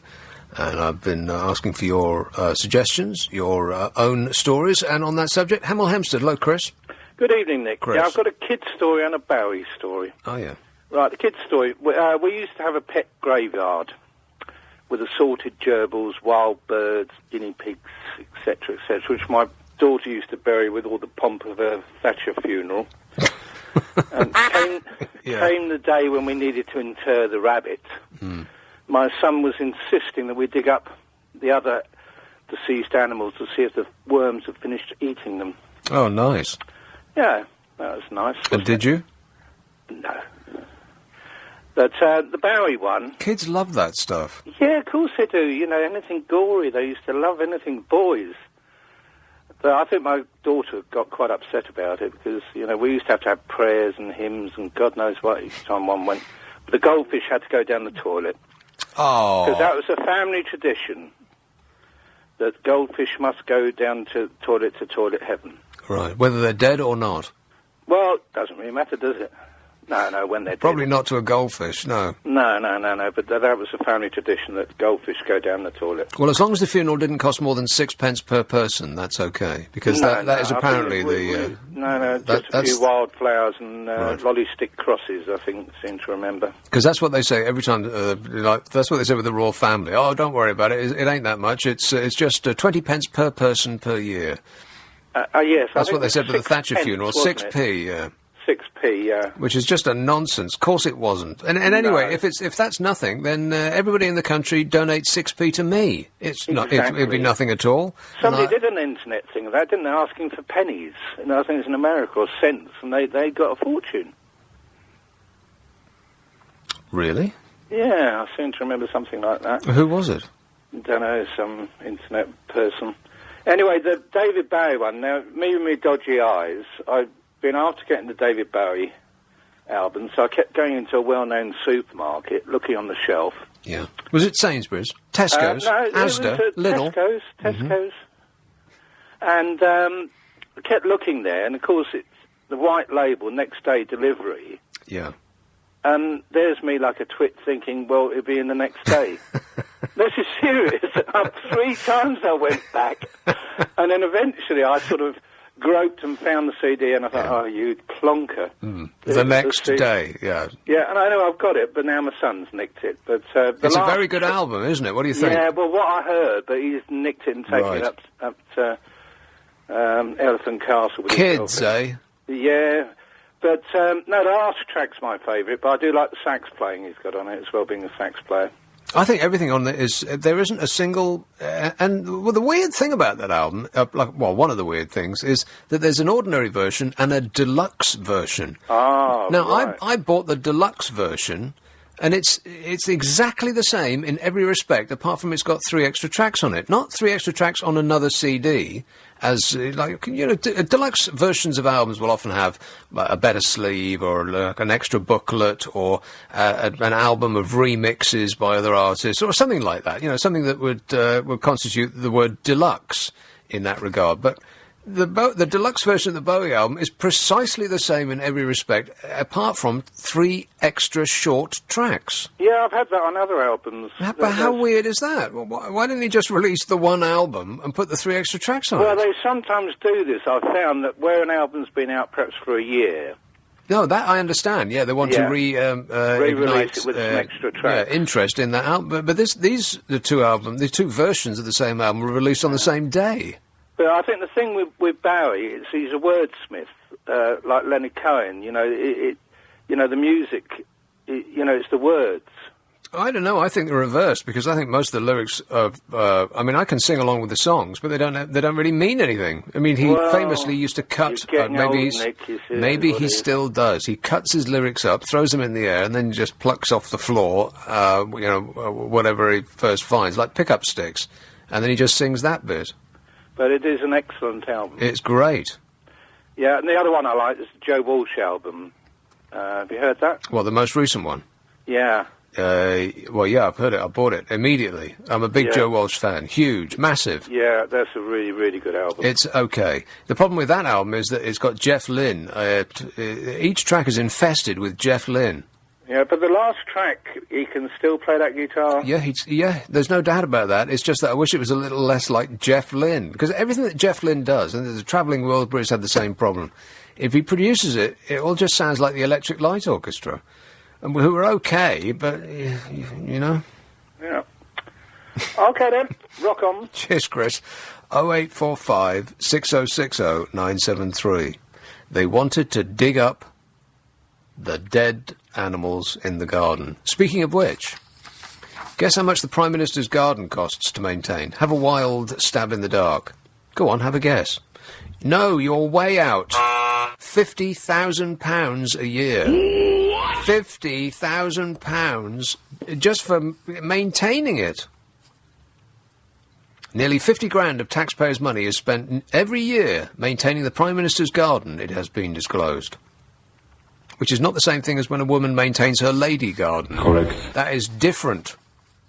According to data newly released by the Cabinet Office, £47,321 was spent on David Cameron's garden in 2011 to 2012. Now, this is not a garden of some mansion out in the countryside. This is at number 10. How can you spend that much money on upkeeping that garden? What's even in it?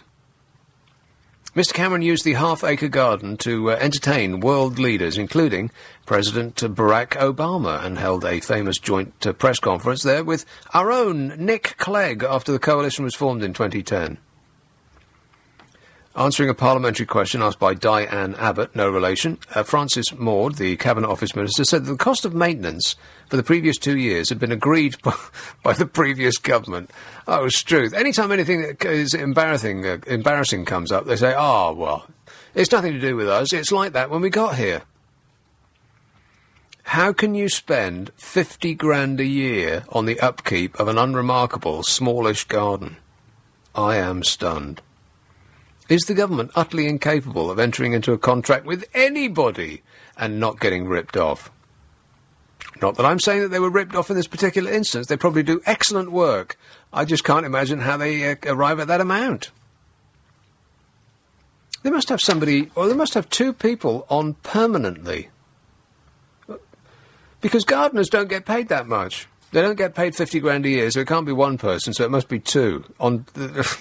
At the beck and call 24 hours a day in case a weed pops up. In 2009 and 2010, Gordon Brown was Prime Minister. I know that sounds hard to believe, but he actually was. And the spending on Downing Street Garden was £56,000. And the following year it decreased to £49,000. So in other words, the Tories are saying, well, it was much worse under the previous administration. Oh, they were really frittering their money away. We're only spending 50 grand. Darth Vader spent 56 grand in 29-10, and the following year it decreased to £49,000 under the present administration. Well, the plants didn't need so much counselling. I mean, you're supposed to talk to them, not shout at them, Gordon. In May 2011, Mr. Cameron and President Obama highlighted the special relationship. Special relationship, by the way, is they tell us what to do, and we do it. We say, thank you, sir, may we have another. Cameron and Obama highlighted the special relationship between Britain and America by holding a barbecue in the garden and serving members of the armed forces sausages in the spring sunshine. Which sounds like a stunt to me. Oh, the alliteration. The sausages in the spring sunshine stunt. Try saying that 6 times really fast. Maybe through the news. Yeah. Not on the air. I can see that there's a problem there. Just saying it fast, I thought, oh no. Warning, warning. This could end really badly. The sausages in the spring sunshine stunt. Whew. After entering Downing Street, the Camerons installed a play area for their children, if you please. In 2009, former Prime Minister Mr. Brown's wife, Sarah, planted a vegetable patch there, where she could grow poor people to help the upkeep of the garden. I may have that last bit wrong. I'll do more research on that, and I'll get back to you. You wonder where your money goes? Well, there's just a little indication, just a glimpse of what they do with it. Kids say the freakiest things. Texts and emails. This one says, my daughter at school was asked to name some dog breeds. She said brazen husky. The teacher asked her if that was what her dad called her mum, and she said yes.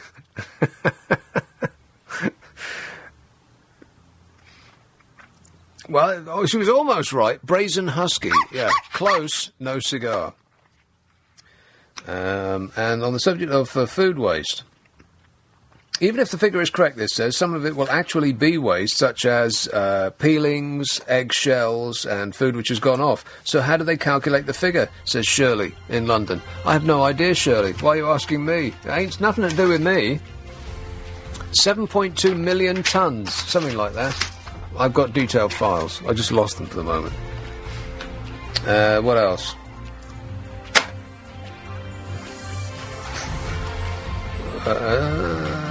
Nick, I would be surprised if the government doesn't start to issue the old wartime recipe book on how to cook meals out of nothing, says Ash. Protect everything in your cupboard. They're coming for it. 0845 6060 973. Nick Abbott, LBC 97.3. C973. This is London's biggest conversation with Nick Abbott.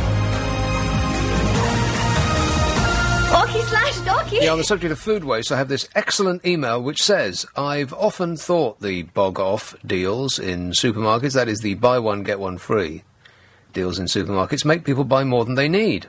Instead of doing bog-off on fresh food with sell-by dates, make the items half price, and people will only then buy what they need. They'll buy one if that's all they need. I rarely buy bog-off items that have sell-by dates, as I find I usually chuck the second one out, says Joan in Putney. I couldn't agree more, Joan. You're absolutely right in every respect. Apart from thinking about how the supermarkets dupe us into buying more food than is necessary. That's how they do it. If they just made it half price, then they make half the money. They get more money if they just sell vast amounts of stuff.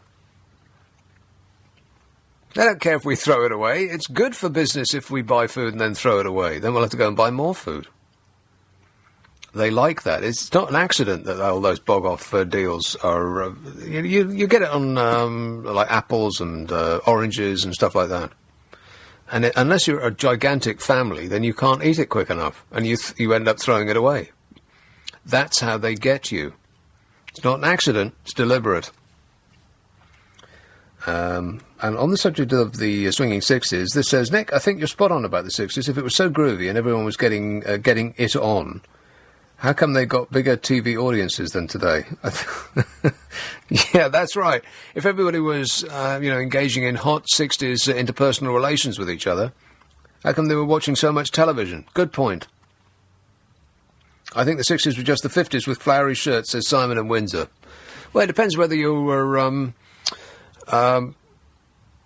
David Bailey. I mean, David Bailey, he had a great time in the 60s. If you were Mary Quant, you were probably having a great time in the 60s. If you were Mick Jagger, you certainly were. Rock and roll! Everybody else, I'm sure it was just as boring as the 50s, which were just as boring as the 40s. I think life was lived in black and white until about 1982. Until about 1982, and then people started to have sex with each other. Write that that date down in your diary, Amanda. 1982. Make a note of it. Wow, you can't complain about the response to this show because there isn't one. Holy smoke, really? Well, even Amanda is looking bored. She has got nothing to do in there. Honestly, do you work on another show where you have less to do than on this one? No. No. You just sit there listening to it. You don't even need to come in. You might as well just be at home. Be at home with a pint of beer in one hand and a cocktail in the other, with your feet on the desk, listening to the radio.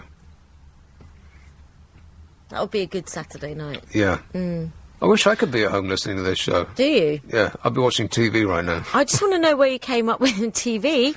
I want to know why you came up with the date 1982.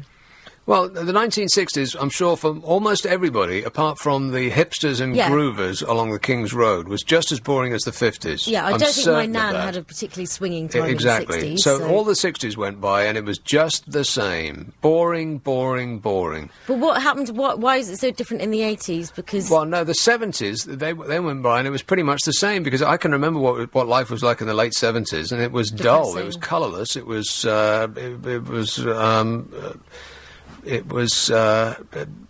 vacant of excitement. There wasn't any, which is why punk came along. Punk had to come along to sweep everything away, but punk was in black and white. There wasn't any colour in punk, apart from people's hair.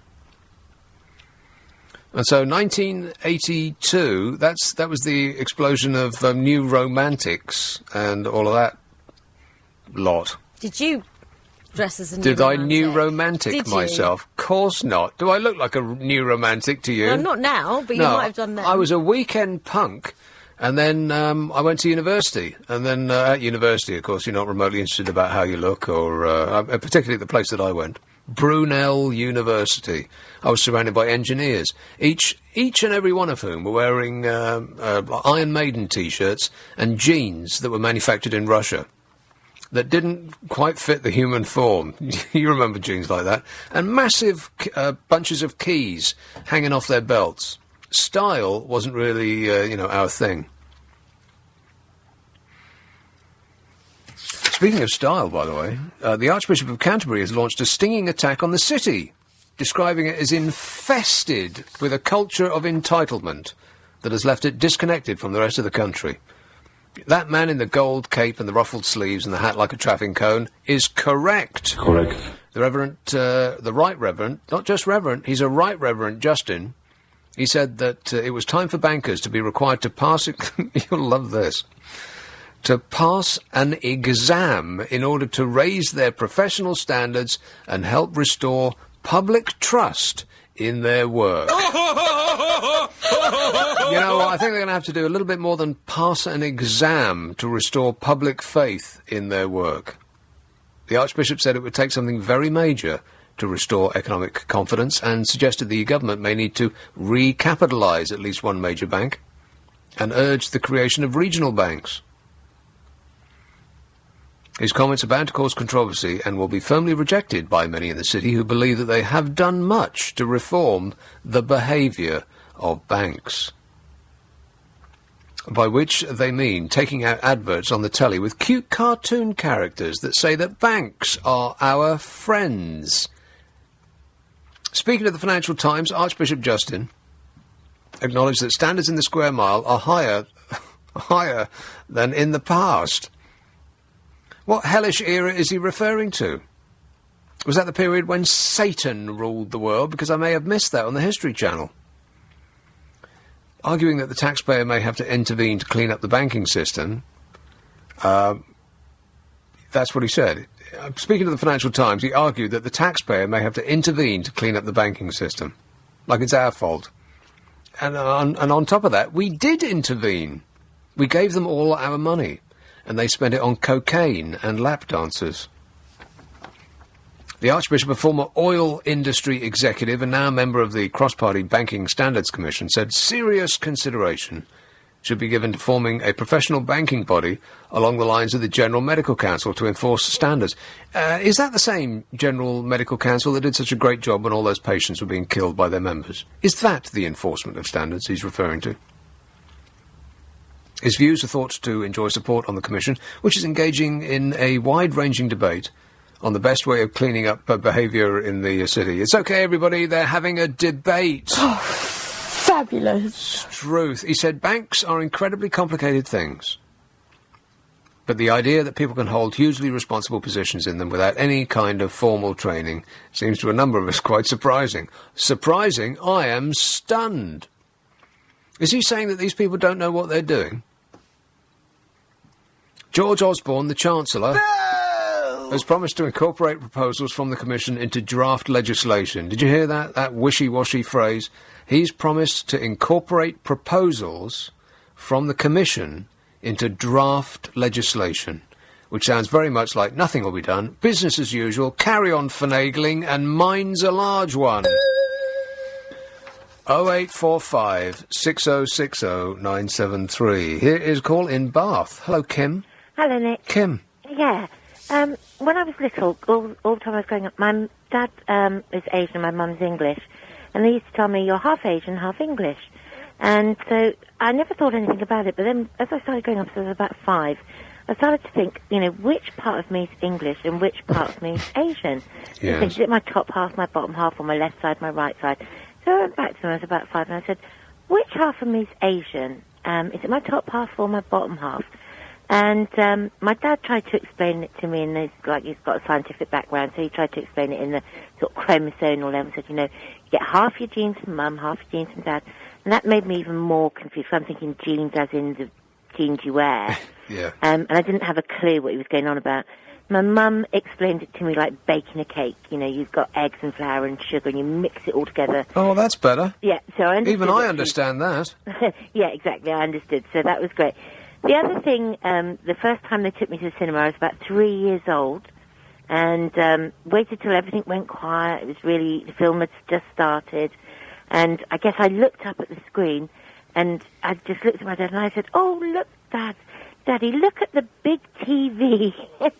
And mum and dad said the whole cinema just burst out into laughter, because I guess as a child you'd never seen a cinema before. Yeah. Just looked like a big television to me. And what was the movie? I think it was Cleopatra in the 1960s. You're kidding. They took you to Cleopatra. That film lasts about 12 hours. I know. But you know what was even funnier is the fact that they forgot that they had me, and they were so excited about going to see it, they actually left me in the flat and walked out to go and see the film. Wow. And it wasn't until they'd left about 2 or 3 minutes that they looked at each other and said, "Oh my goodness, we've left her at home." I'm calling social services, Kim. I know. It's not too late to be taken into care. Oh yeah, right. Now I'm the carer now, looking after my mum. Well, good for you. Thanks a lot, Kim. Bye. Cheers, my dear. 0845 6060 973. Kids say the freakiest things. This message says, I recently asked my 3-year-old cousin what he wanted to be when he was older, and he thought long and hard about it and replied with great aggression.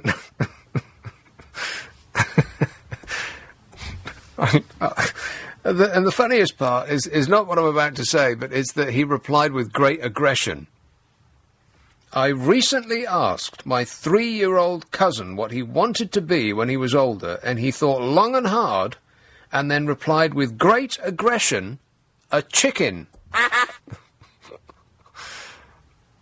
0845 6060 973. Text 84850. Email nicka@lbc.co.uk. Tweet at LBC973. This is Nick Abbott, LBC 97.3. I love it.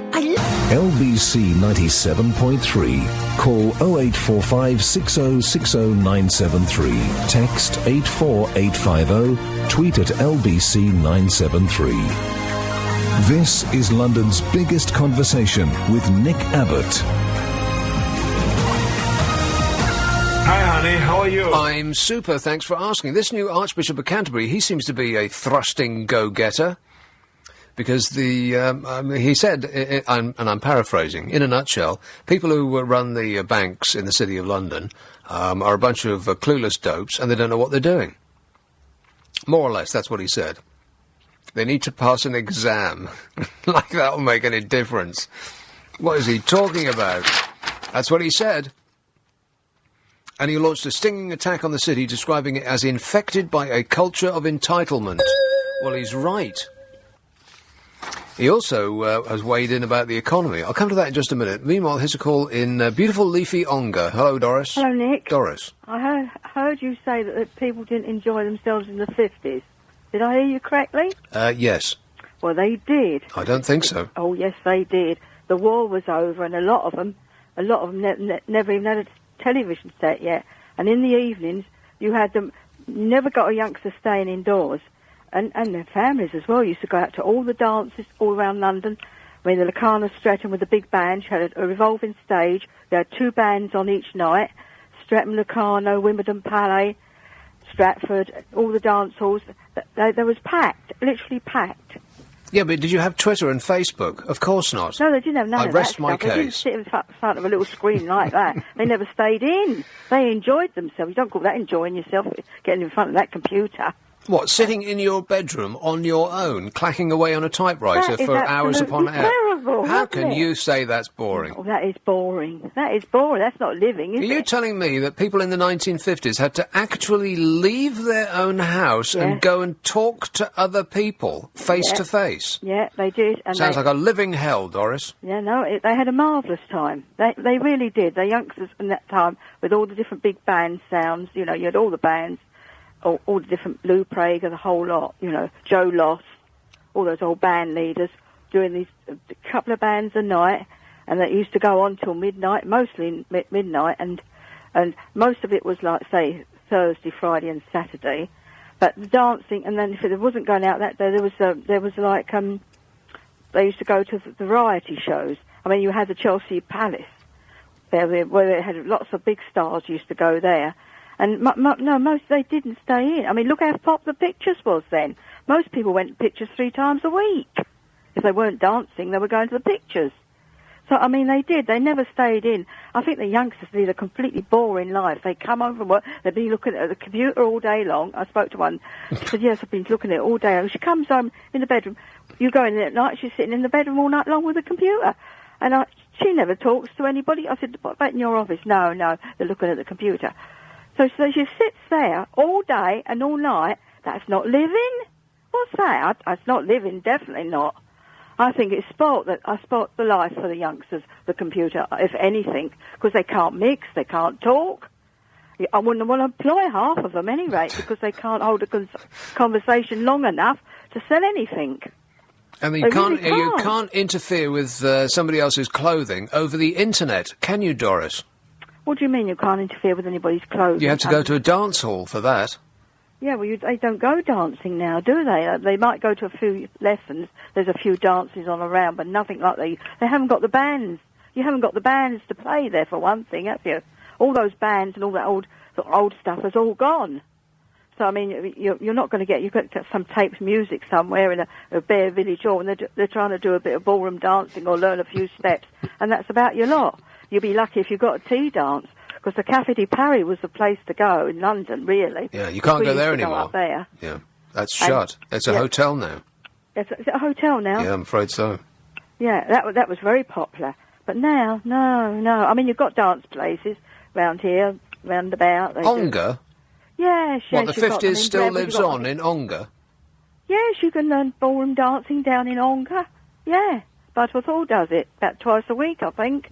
You learn ballroom dancing down there, but of course you've got no bands to dance to. You haven't got the atmosphere, have you, if you're going to go into a village hall? No, not at all. I mean, I don't go dancing now, but I used to go nearly every night of the week then, but I can't now because problems with my feet, actually. But I mean, no. I think I'd like to get a transplant and be moved bodily into the 1950s. Yeah, you'd have a jolly good time, I tell you, because those bands were fantastic. And you know what? You wouldn't really have to change your clothes because they're wearing the exact same clothes then as they are now. It's all, like the suits. They're the same. Well, yeah, well, in actual fact... Thin ties, shiny suits. Nick, when I was in one of the stores the other week, a girl came up to me. I don't know if she just thought, well, I was old enough to be able to tell her what they was wearing. She said, is there anything in this shop, she said, that looks that you could have been wearing it in the 50s. I looked at her and I looked around and I said, well, no, not really. I was saying to her, I thought, well, they haven't got anything quite so dated as that in this particular shop. What she wanted it for, I don't know. But I did ask her, she said, I just like the 50s clothes, she said. Yeah. And she wanted to start wearing what they were wearing in the 50s. Well, anything as long as it's brown, right? Oh, well, what about that? We're going backwards, aren't we, instead of forward? But, I mean, no, they did have it. Of course, I mean, in those days, they had places to go to show off their clothes, didn't they? You're not going to show off your clothes sitting in front of a computer. You could wear any old thing, couldn't you? But they used to come home, have a shower or a bath, whatever it is, get really dressed up to go out for the evening. You'd meet all your old friends around at different places. And, you just looked forward to it, really. Meeting people and going out. Yeah, I can remember that. Because a lot of people, even those days, even if you worked in an office, it was quite a boring job. I always thought. Well, thank goodness that the office work isn't boring these days. We've completely eliminated boring, like dullness from office work. Thank goodness for that, Doris. OK, then. Cheerio, Nick. OK, cheers, my dear. 0845 6060 973. A walk down memory lane. This show's like an education, ain't it? No. It's practically like listening to the History Channel. Here's what Archbishop Welby has said about the economy. Now, the government has said, oh, thank goodness for that, we're not in a triple-dip recession. Everything's coming up roses. That's what they said. And they're completely incorrect in every respect. Archbishop Welby risked creating tensions between Lambeth Palace and Downing Street when he repeated his comments from earlier last week that Britain is in an economic depression from which it would take a generation to recover. Oh, no. Asked whether he minded ruffling a few feathers, he says, no, I don't know if it annoyed anybody in Number 10. They probably would have preferred it not said. He said historically depressions have been recognised as lengthy periods in which the economy did not get back to its previous level of activity before a recession set in. So 1929 to 1932 is a great example. There was one big one towards the end of the 19th century. We are still significantly below where we were in 2007 in terms of economic activity, of GDP, and that's quite a long time of being below, he said. He says, I'm not pointing any fingers at anyone in particular, saying it's so-and-so's fault. Oh, go on, Justin. Force yourself. Is it Darth Gordon's fault? Is it Tony Blair's fault? Is it Bob Diamond's fault? No! He said it's very much less noticeable in London than in the North East, where he was living previously. Well, of course. That's because when you turn the country into a tax haven for the world's rich and shameless, they're going to come to London, not Stockport. Chelsea, not Grimsby. He said, do I mind ruffling feathers? He says, I don't like ruffling feathers, but sometimes feathers get ruffled. The Archbishop was asked whether he saw it as part of his mission to try to inject more morality into British financial life. Well, I haven't read what he said yet, but if he said yes, well, good luck, you'll need it. He said, issues of how the City of London, which is so important and so full of very gifted people, how that behaves in relation to the common good is very key, not to the whole thing that I am about or the church is about, but to how we express the implications of that in everyday life. I have no idea what that means. It doesn't sound very feather-ruffling to me. Just point to who's responsible, Your Holiness, and the rest of us will do God's work with a vengeance. Here, Amanda, get Michael Caine on the phone. We're going to need backup. This text just come in, says, my little cousin, 6, asked me, 55, what I wanted to do when I grew up, says Paul. 0845 6060 973. There was an article in the Times today which is sort of taking apart things that you think that we're like, but we're not actually like. Britain is not the country you think it is, it said. This country has become more violent, hasn't it? Wrong. This week, a big international study showed that violent crime in the UK has been falling rapidly. The number of homicides is the lowest since 1983, while overall crime is at its lowest rate in 30 years. So which other widely held beliefs about modern life are wrong? Now, I've tried this topic before, with zero success. I'll try it again. Which other widely held beliefs about modern life are wrong? Things that we assume are right are actually wrong, and they give some examples. For instance, drug use and binge drinking is out of control. It says, are the current generation of young people the most goody two-shoes ever, giving up on drugs and booze? They appear to be. The proportion of men who reported drinking in the 7 days before being interviewed fell from 72% in 2005 to 66% in 2011. And among women it fell from 57% to 54%. Estimates for those drinking at least 5 days a week also fell. So the notion that, and it is repeated over and over and over again by the press, that binge drinking is out of control, is incorrect, because we're drinking less than we used to. That's one example they give about Britain not being the country you think it is. They say Britain's countryside is being eaten up by concrete. Not so. More than 93% of the British Isles is classified as rural, not urban. Even within our cities, 54% of the land is green space, parks, allotments, and that's without allowing for gardens, which make up another 18% of urban land. So Britain is not being concreted over, as the press would have you believe. Britain is not the country you think it is the headline in the Times yesterday.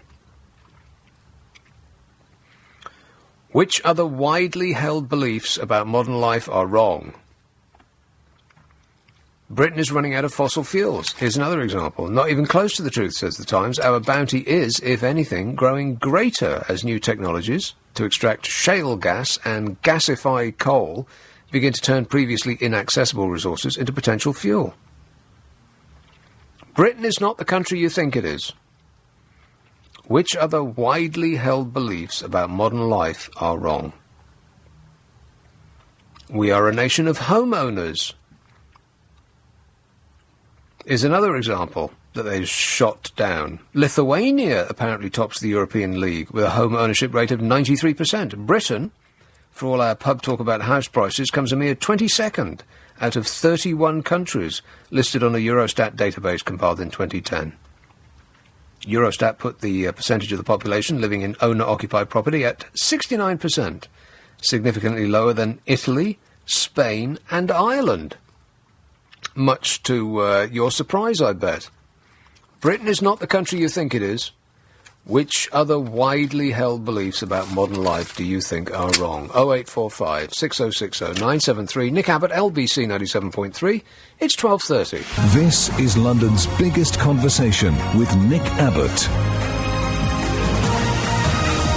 Willkommen, bienvenue, welcome. Come on in. Britain is not the country you think it is. So screams the headline in the Times yesterday.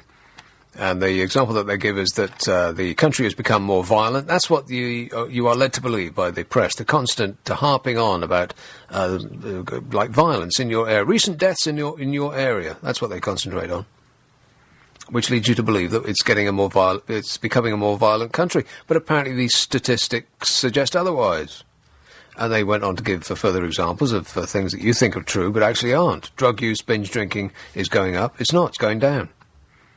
Britain's countryside is being eaten up by concrete. No, it's not. We're completely green. Just look at us from the air. Britain is running out of fossil fuels. The reverse is true. We're a nation of homeowners. I'm amazed. There's a greater owner-occupier level in Italy and Spain and Ireland than there is here. I thought we led the world in that. On that subject, here's a call in Enfield. Hello, Zen. Hello, Nick. How are you? Good, thanks. Right, I've been listening to your program, and I've got some input I think I can make in regards to how the problem with the economy has began. Now, if we look in comparison to when my grandparents came to the United Kingdom, would have been in about 1950. When they came here, they had nothing in terms of benefits, any rights, etc. I remember my grandfather saying when he came here that he virtually had nowhere to stay. He was knocking from door to find somewhere to live. Whereas the way things are, I think since the Labour government came in, because I remember when they were elected, I think it's about 2001, and that was when I first started looking for a training contract as a solicitor. I remember when Labour government came in, things started to get a bit, I think, in terms of, if I can say, open for persons that lived outside the EU, that I think word came around that if they came to the United Kingdom and they wanted to, they felt they were attracted to the United Kingdom because there were these benefits on offer, i.e., you know, if they can claim that they have, they can claim asylum, for example, like if, I don't want to label anyone, but let's just say, take it from where people have been, prejudiced in some parts of the world, like Turkey, such as Kurds in Turkey, which did influx in Enfield. But is your point that the people coming here and taking our benefits have ruined the country? No, they haven't ruined the country. What I can say is this country's made it very easy for them, and I'll tell you why. Because why is it that they'd stop at the borders of France and they'd want to try and get UK? Why did they not stop in France and stay in France? Why did they want to come to UK? And that's because this country has a lot on offer for people who want to start their life. So they'll get free housing if they can claim asylum. They'll get an element of housing, income. If they have children, they'll get more money if they've got children as well. What I'm saying is it's a lot easier. The United Kingdom's made it a lot easier now in terms of where it was in the 50s. People found it very a privilege to live in the UK. It was a privilege to live here. You'd have freedom in all sorts of ways. But now people look at the United Kingdom as how much can we actually get from the United Kingdom. It's like, if you look at it like a cow, how much can you milk a cow for? And that's what the United Kingdom's made it very easy for others. It's there to be milked, and it's very easy. It's made it easy. I'll give you an example. But what's your point, though? My point is this, and I'll get onto this. When I started practicing law, I was doing a lot of legal aid work, and I was doing a lot of eviction cases. And I'd go to court and represent someone who's evicted, and they were being evicted because they were in rent arrears. And the point is that they were in rent arrears, but then the point, they'd go to court and say to the judge, well, look, I'm in £3,000 rent arrears, but what the real situation is that there's a housing benefit situation, okay? So I say to the judge there's a housing benefit situation, but the reason why there is a housing benefit situation is because they didn't know how to complete the housing benefit form. If they did, they had assistance, they didn't know how to do the renewal form. Yeah, is this your point, though? I'm still searching for your point. What is your point, Zen? I'll tell you what the point is that the way the system is they've created a system that just doesn't work. It doesn't work. And we've tried to give people assistance from the outside to come into the country, but what we've done is we've given them a lot of money, and we haven't had anything back from them. That's what I think. And right, so in other words, I was right. Your point is that people are coming over here and they take NAB benefits and they've ruined the country. That's what you're saying. No, I wouldn't say they've ruined the country. We've allowed them to ruin the country. Right, so they have ruined the country. That is what. So I was right at the beginning. And you said no. That's not what I mean. But that is what you mean. Okay, just as long as we know. Britain is not the country you think it is. This was the headline in the Times, and they gave various examples, one of which was welfare goes to shirkers. Welfare spending, though, apparently is largely not about shirkers who make easy targets in lazy speeches, says the Times. Does that remind you of anything? It's instead largely paid to old people as the right of citizenship. In the last year, 52% of the welfare state bill was spent on pensions. A further 19% was spent on child benefit and tax credits to top up the incomes of people in work. In other words, they're working, they're out there rolling their sleeves up, doing their best, the hard-working families that David Cameron keeps banging on about, but they're working for people who don't pay them enough to live. I'm sure that they're working for people who pay their managing directors enough to live. No shortage of money at the top. It's just it's not a trickle-down economy. It trickles up. And so we, dopes who pay taxes, have to go and fill in the gaps. Child benefit, tax credits to top up the incomes of people in work, not people sitting at home smoking dope and watching reruns of Top Gear all day. The Times says even if you assume that a full third of the people drawing housing benefits, disability allowances and unemployment benefits were shirkers, that would mean only 9% of the bill went to the undeserving. It simply won't be true that a third of such people do not want to work, but even on that implausibly ungenerous basis, the pensions bill is almost 5 times the layabout bill. So this idea that welfare goes to shirkers is not true. In other words, the newspapers that are suggesting that it is are telling untruths. Liar! Exactly. What other examples of Britain not being the country you think it is can you think of? West Croydon. Hello, Mike. Hiya. Sorry, the last caller just made me phone up because I'd already heard this statistic, this point many times. But we talk about a lot of foreigners that are coming into this country, and it's almost assumed that many of them come here as shirkers to be a drain on our net economy. But the time you're the biggest drain on an economy is when you're born and you're educated, and when you die and you need a lot of hospital care. So if someone's educated, and a lot of people who have come into this country, they weren't educated. So the people who had the motivation to get off their backside and come to this country. And a lot of them gained their education out of this country. And a lot of them then return a period later. So they don't have a net drain to the economy. as a general rule, it's vibrant, it's hard-working people who aren't draining the economy. And I think that you're talking about how things really are, how the difference between the perception and the reality. And I think that's a big distortion. And following what the last caller said, I think that, I think we unnecessarily give immigrants to this country a hard time. Well, it's an easy target. It's much easier to target the people beneath you than the people who are actually the problem, which are the people above you. It's easy to find examples of people who have 86 children and they've never worked a day in their lives and they live in a £1 million house in Chelsea. There's one example that you could find and you could fill an entire newspaper with it and people will come to the conclusion that all people in that position are like that. That's stereotyping, isn't it? Yeah, well, exactly right, yeah. All right, thanks very much, Mark. 0845 6060 973. Suddenly this has taken a giant swing into the serious. How did that happen? A usurper managed to find his way in and now are being dragged into serious. And we've only got 15 minutes to go. Never mind, eh? Don't worry, Amanda. In just 10 seconds there won't be any calls at all. We'll be back to normal. We've got one coming through now. Oh, no. 0845 6060 973. Nick Abbott, LBC 97.3. From dazzling daylight. We're running late! Weird things that kids say.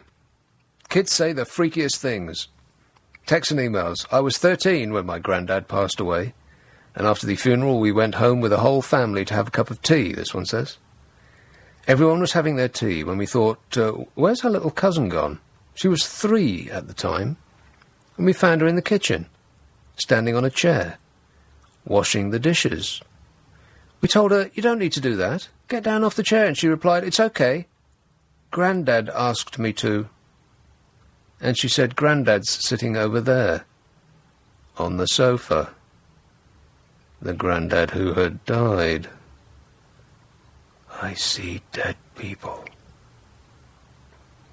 Another. I asked my nephew, then aged about 3, what he wanted for Christmas, and he replied, a leg over.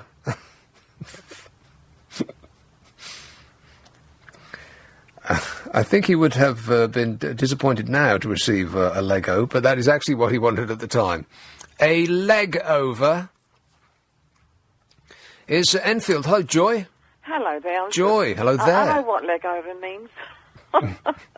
No, it's so nice to talk to you. I've got a son called Nicholas, like you, Nick, so I'm often going to talk to you, but you're so busy and I'm enjoying your program that I don't interrupt. But if you've got a long lot of people behind you, my friends will say I talk too much. Does does your son like to be called Nick or Nicholas? No, he's called Nick. I used to call him Nicholas, but kids used to ring him up and it's Nick, and it stayed with Nick. Right. But he got his name Nicholas for when he was very ill as a baby, and we had to take him straight to the Children's Hospital in London, and we hadn't decided on a name. And you forgot his pants? No, right in the grounds of the hospital is St. Nicholas. So when we went in and they asked it, I said, I'm going to call him Nicholas, and that's how he got his name. Righto. Anyway, I've told you go on a bit. You know the lady who rang you a little while ago about ballroom dancing? Yeah. Well, we did have a terrific time in those days. And when I first used to go to the Café de Paris, there were the Americans there, and they taught us how to jive and throw us up in the air. But we had fantastic times. It was during sort of coming to the end of the war. Yeah. And I remember I used to oversexed, overpaid, over here. No, what the men used to say, is it all right if I kiss you? I mean, you could roll up laughing about that, but I do think they respected us more in those days somehow. Well, that was polite. Just be polite. It was just yes. be polite. We respected. But I remember that, we used to get the bomb alarms and everything, and I'd park my car around the back near a pub, and my mum said, you've got to be in by 12 o'clock or you're not going out anymore. And when I got round the corner, my car's between 2 fire engines, and I went up to would you mind moving your fire engine forward, because I've got to be home before 12 o'clock. Right. It's an emergency. That's right, but it's strange. So, it was a wonderful time, and believe me, advice to anybody in their middle ages, as you get older, you need people for friends, not computers, because you never know as you get older, you need people people round you. You need to make many friends during your life. It's more difficult the older you get, though, to make friends. In fact, it just becomes weird. It isn't, because we belong to different associations, and I should be 83 this year, and the things that we belong to have a blooming good laugh. Sometimes I say, someone sing an old song, and I say, well, sing these up, Mother Brown. We have a terrific time. We're communicating from our time when we were young and getting older, during the war and so. My husband was in the Navy. It was a different time, and we did have a good time. We really did. If you say so, Joy. You don't believe me. I can tell by your tone. No, I do believe you. It's just that that's not the way that the decade is but painted. Don't forget, you can't knock next door for someone to talk to you. People don't do that anymore. No, quite right. Because in our day, my mum, the lady next door, would ring and say, "Have you got a bit of tea? I've run out of tea." There was a communication between people. Don't try that now, Joy. It may be you may receive a surprising reaction. Yeah. They might drag me. Okay, exactly. Nice talking to you. Ta-ta. Woo! Didn't take a breath. Here is Enfield. Hello, Jem. Hi, Nick. Jem. Basically, I'm a university student. What are you studying? Business economics, Oh. which is on the subject. And I come from a family of immigrants that came here over 20 years ago. They worked hard. They made their income. And we're in a good position at the moment. And I work with immigrants. And in uni, I work with all sorts of people from all ethnic backgrounds. I don't believe that the problem is people coming in and sitting on their backsides and taking all the benefits. I believe it isn't. I'm not saying that, and I know somebody did, but let's just draw a veil over it. I am not going to get into an immigrants coming over here taking our benefits conversation. Not even if I'm desperate for court. Not even if I have to fill for 3 hours continuously will I get into that conversation. Not now, not ever, never. Mark that down, Amanda. I will never do that. It's the easiest thing in the world. I could have started this show at 10 o'clock by saying, all immigrants are shirkers. They just come over here and they take our money and take our houses. What do you think? And then that switchboard would have been full up continuously for 3 full hours. My ears would have been ringing. Yeah, they would have been bleeding. Mm-hmm. All I would have had to do is say, what do you think? What do you think? What do you think? What do you think? And I would not have been able to get through the course quick enough. And you know what kind of show it would have been? Boring! Too dull to listen to. But it would have been easy to do. Piece of cake. I could have just said, what do you think? And then sat there. I could have just brought in an iPad and watched TV for 3 hours. The show would have made itself. And I will not do that. All poor people are criminals. Or are they? What do you think? I'm not doing that kind of show. Not now, not ever, never. I just won't. I will fill for 3 hours on my own rather than do that. I promise you will. And I do. Yeah. I often do. No, you don't. I can't ever think of a question that would make a show that I would want to listen to myself. I can never think of a question. That's my problem. Because I'll mention all these things. You want to know the things that I've talked about today? And you know the only thing that actually got a response, and I've just cut that off, is the immigrants coming over here, and suddenly the switchboard lights up, and I'm an immigrant, I'm not doing that, and, well, I think they do, they come over here, and you just get, oh, yes, it is, and oh, no, it isn't, and it's all a night conversation long. That's been had many times before. It's not a conversation, it's just people shouting at each other, and not hearing. That's not a conversation, that's just people bellowing and not hearing. I've done food wastage. You know, you think that you get something about food wastage. I like food. Everybody eats food. I've done the recession. I've done the they're Archbishop. wasting it. Huh? Well, they're not eating it, they're wasting it. Well, so says the richest minister in the country. I've done the Archbishop of Canterbury talking about the charlatans in the city. The Prime Minister's garden. People have gardens. They talk about gardens all the time. Gardens are a nightmare. It's constant work. It never stops. There's always something to do. Do you have a garden? No, I don't. That's why, isn't it? My parents do, and I know that I don't want one. Just because every time I go there is, oh well, this needs doing and that needs doing, and we've got to move a compost pile from over here to 3 feet over there. Really? Apparently so. And then we've got to weed, and then we've got to scarify the lawn, and then we've got to cut the edges, and then we've got to. It just never stops. Do you ever help them? Of course I do. Do you think I just go there and have them cook me food and I sit there and watch TV all the time? Stop nodding. Awful person you are.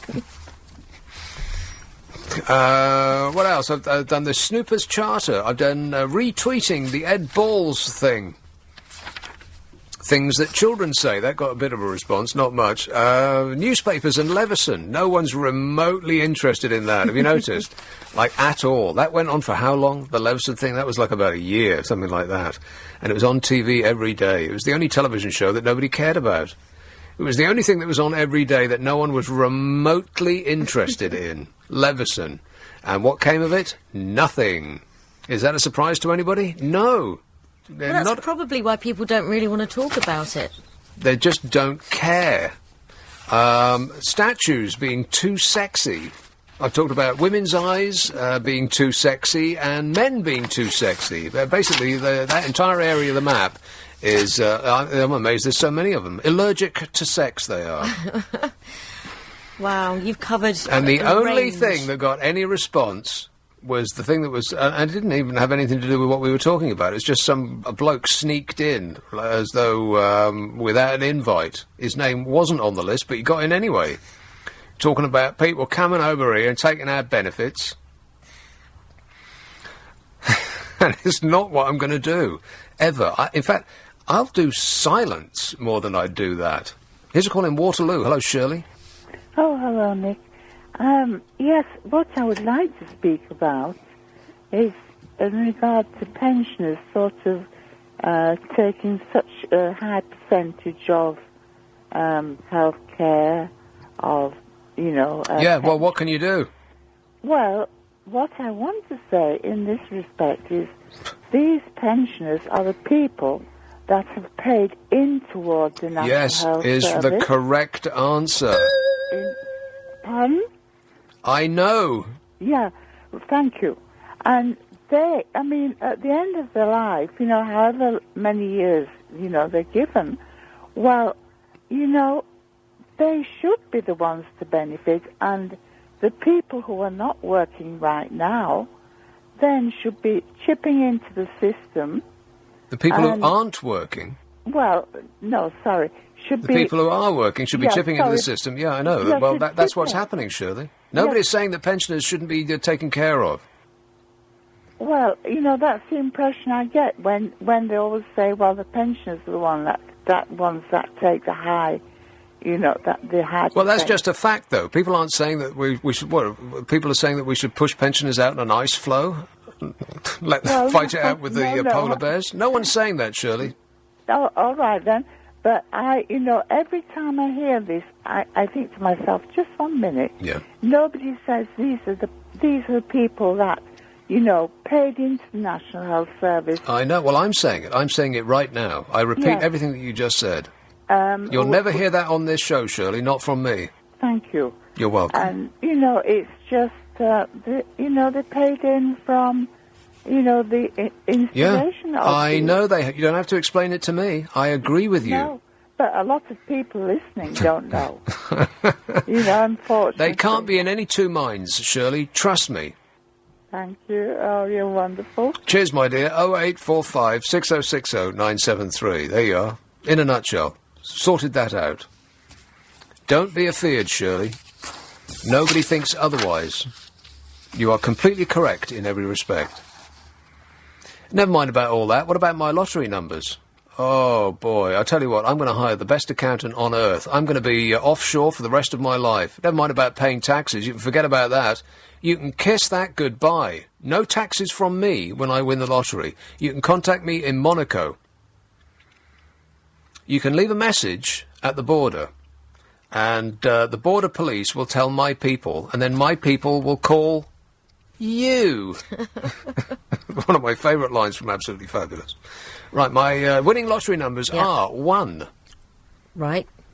What do you mean, right? Well, carry on. I'll just let you know. Just, come on, rattle them off. What, 1?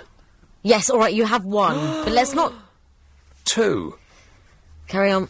Is that a yes? I'm not saying anything. Just carry on reading out your numbers. 19. Carry on. 32. Yeah. 34. And 43. Hallelujah, I'm a winner. I'll see you on Friday.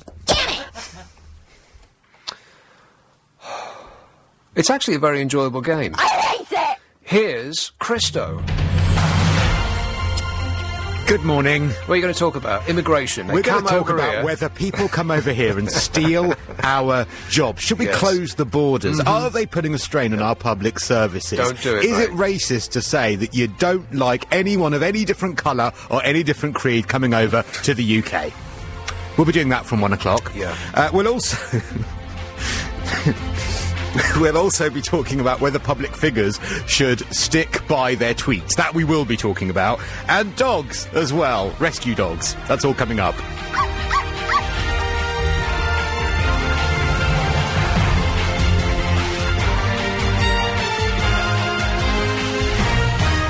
On FM, online and digital radio, London's biggest conversation. This is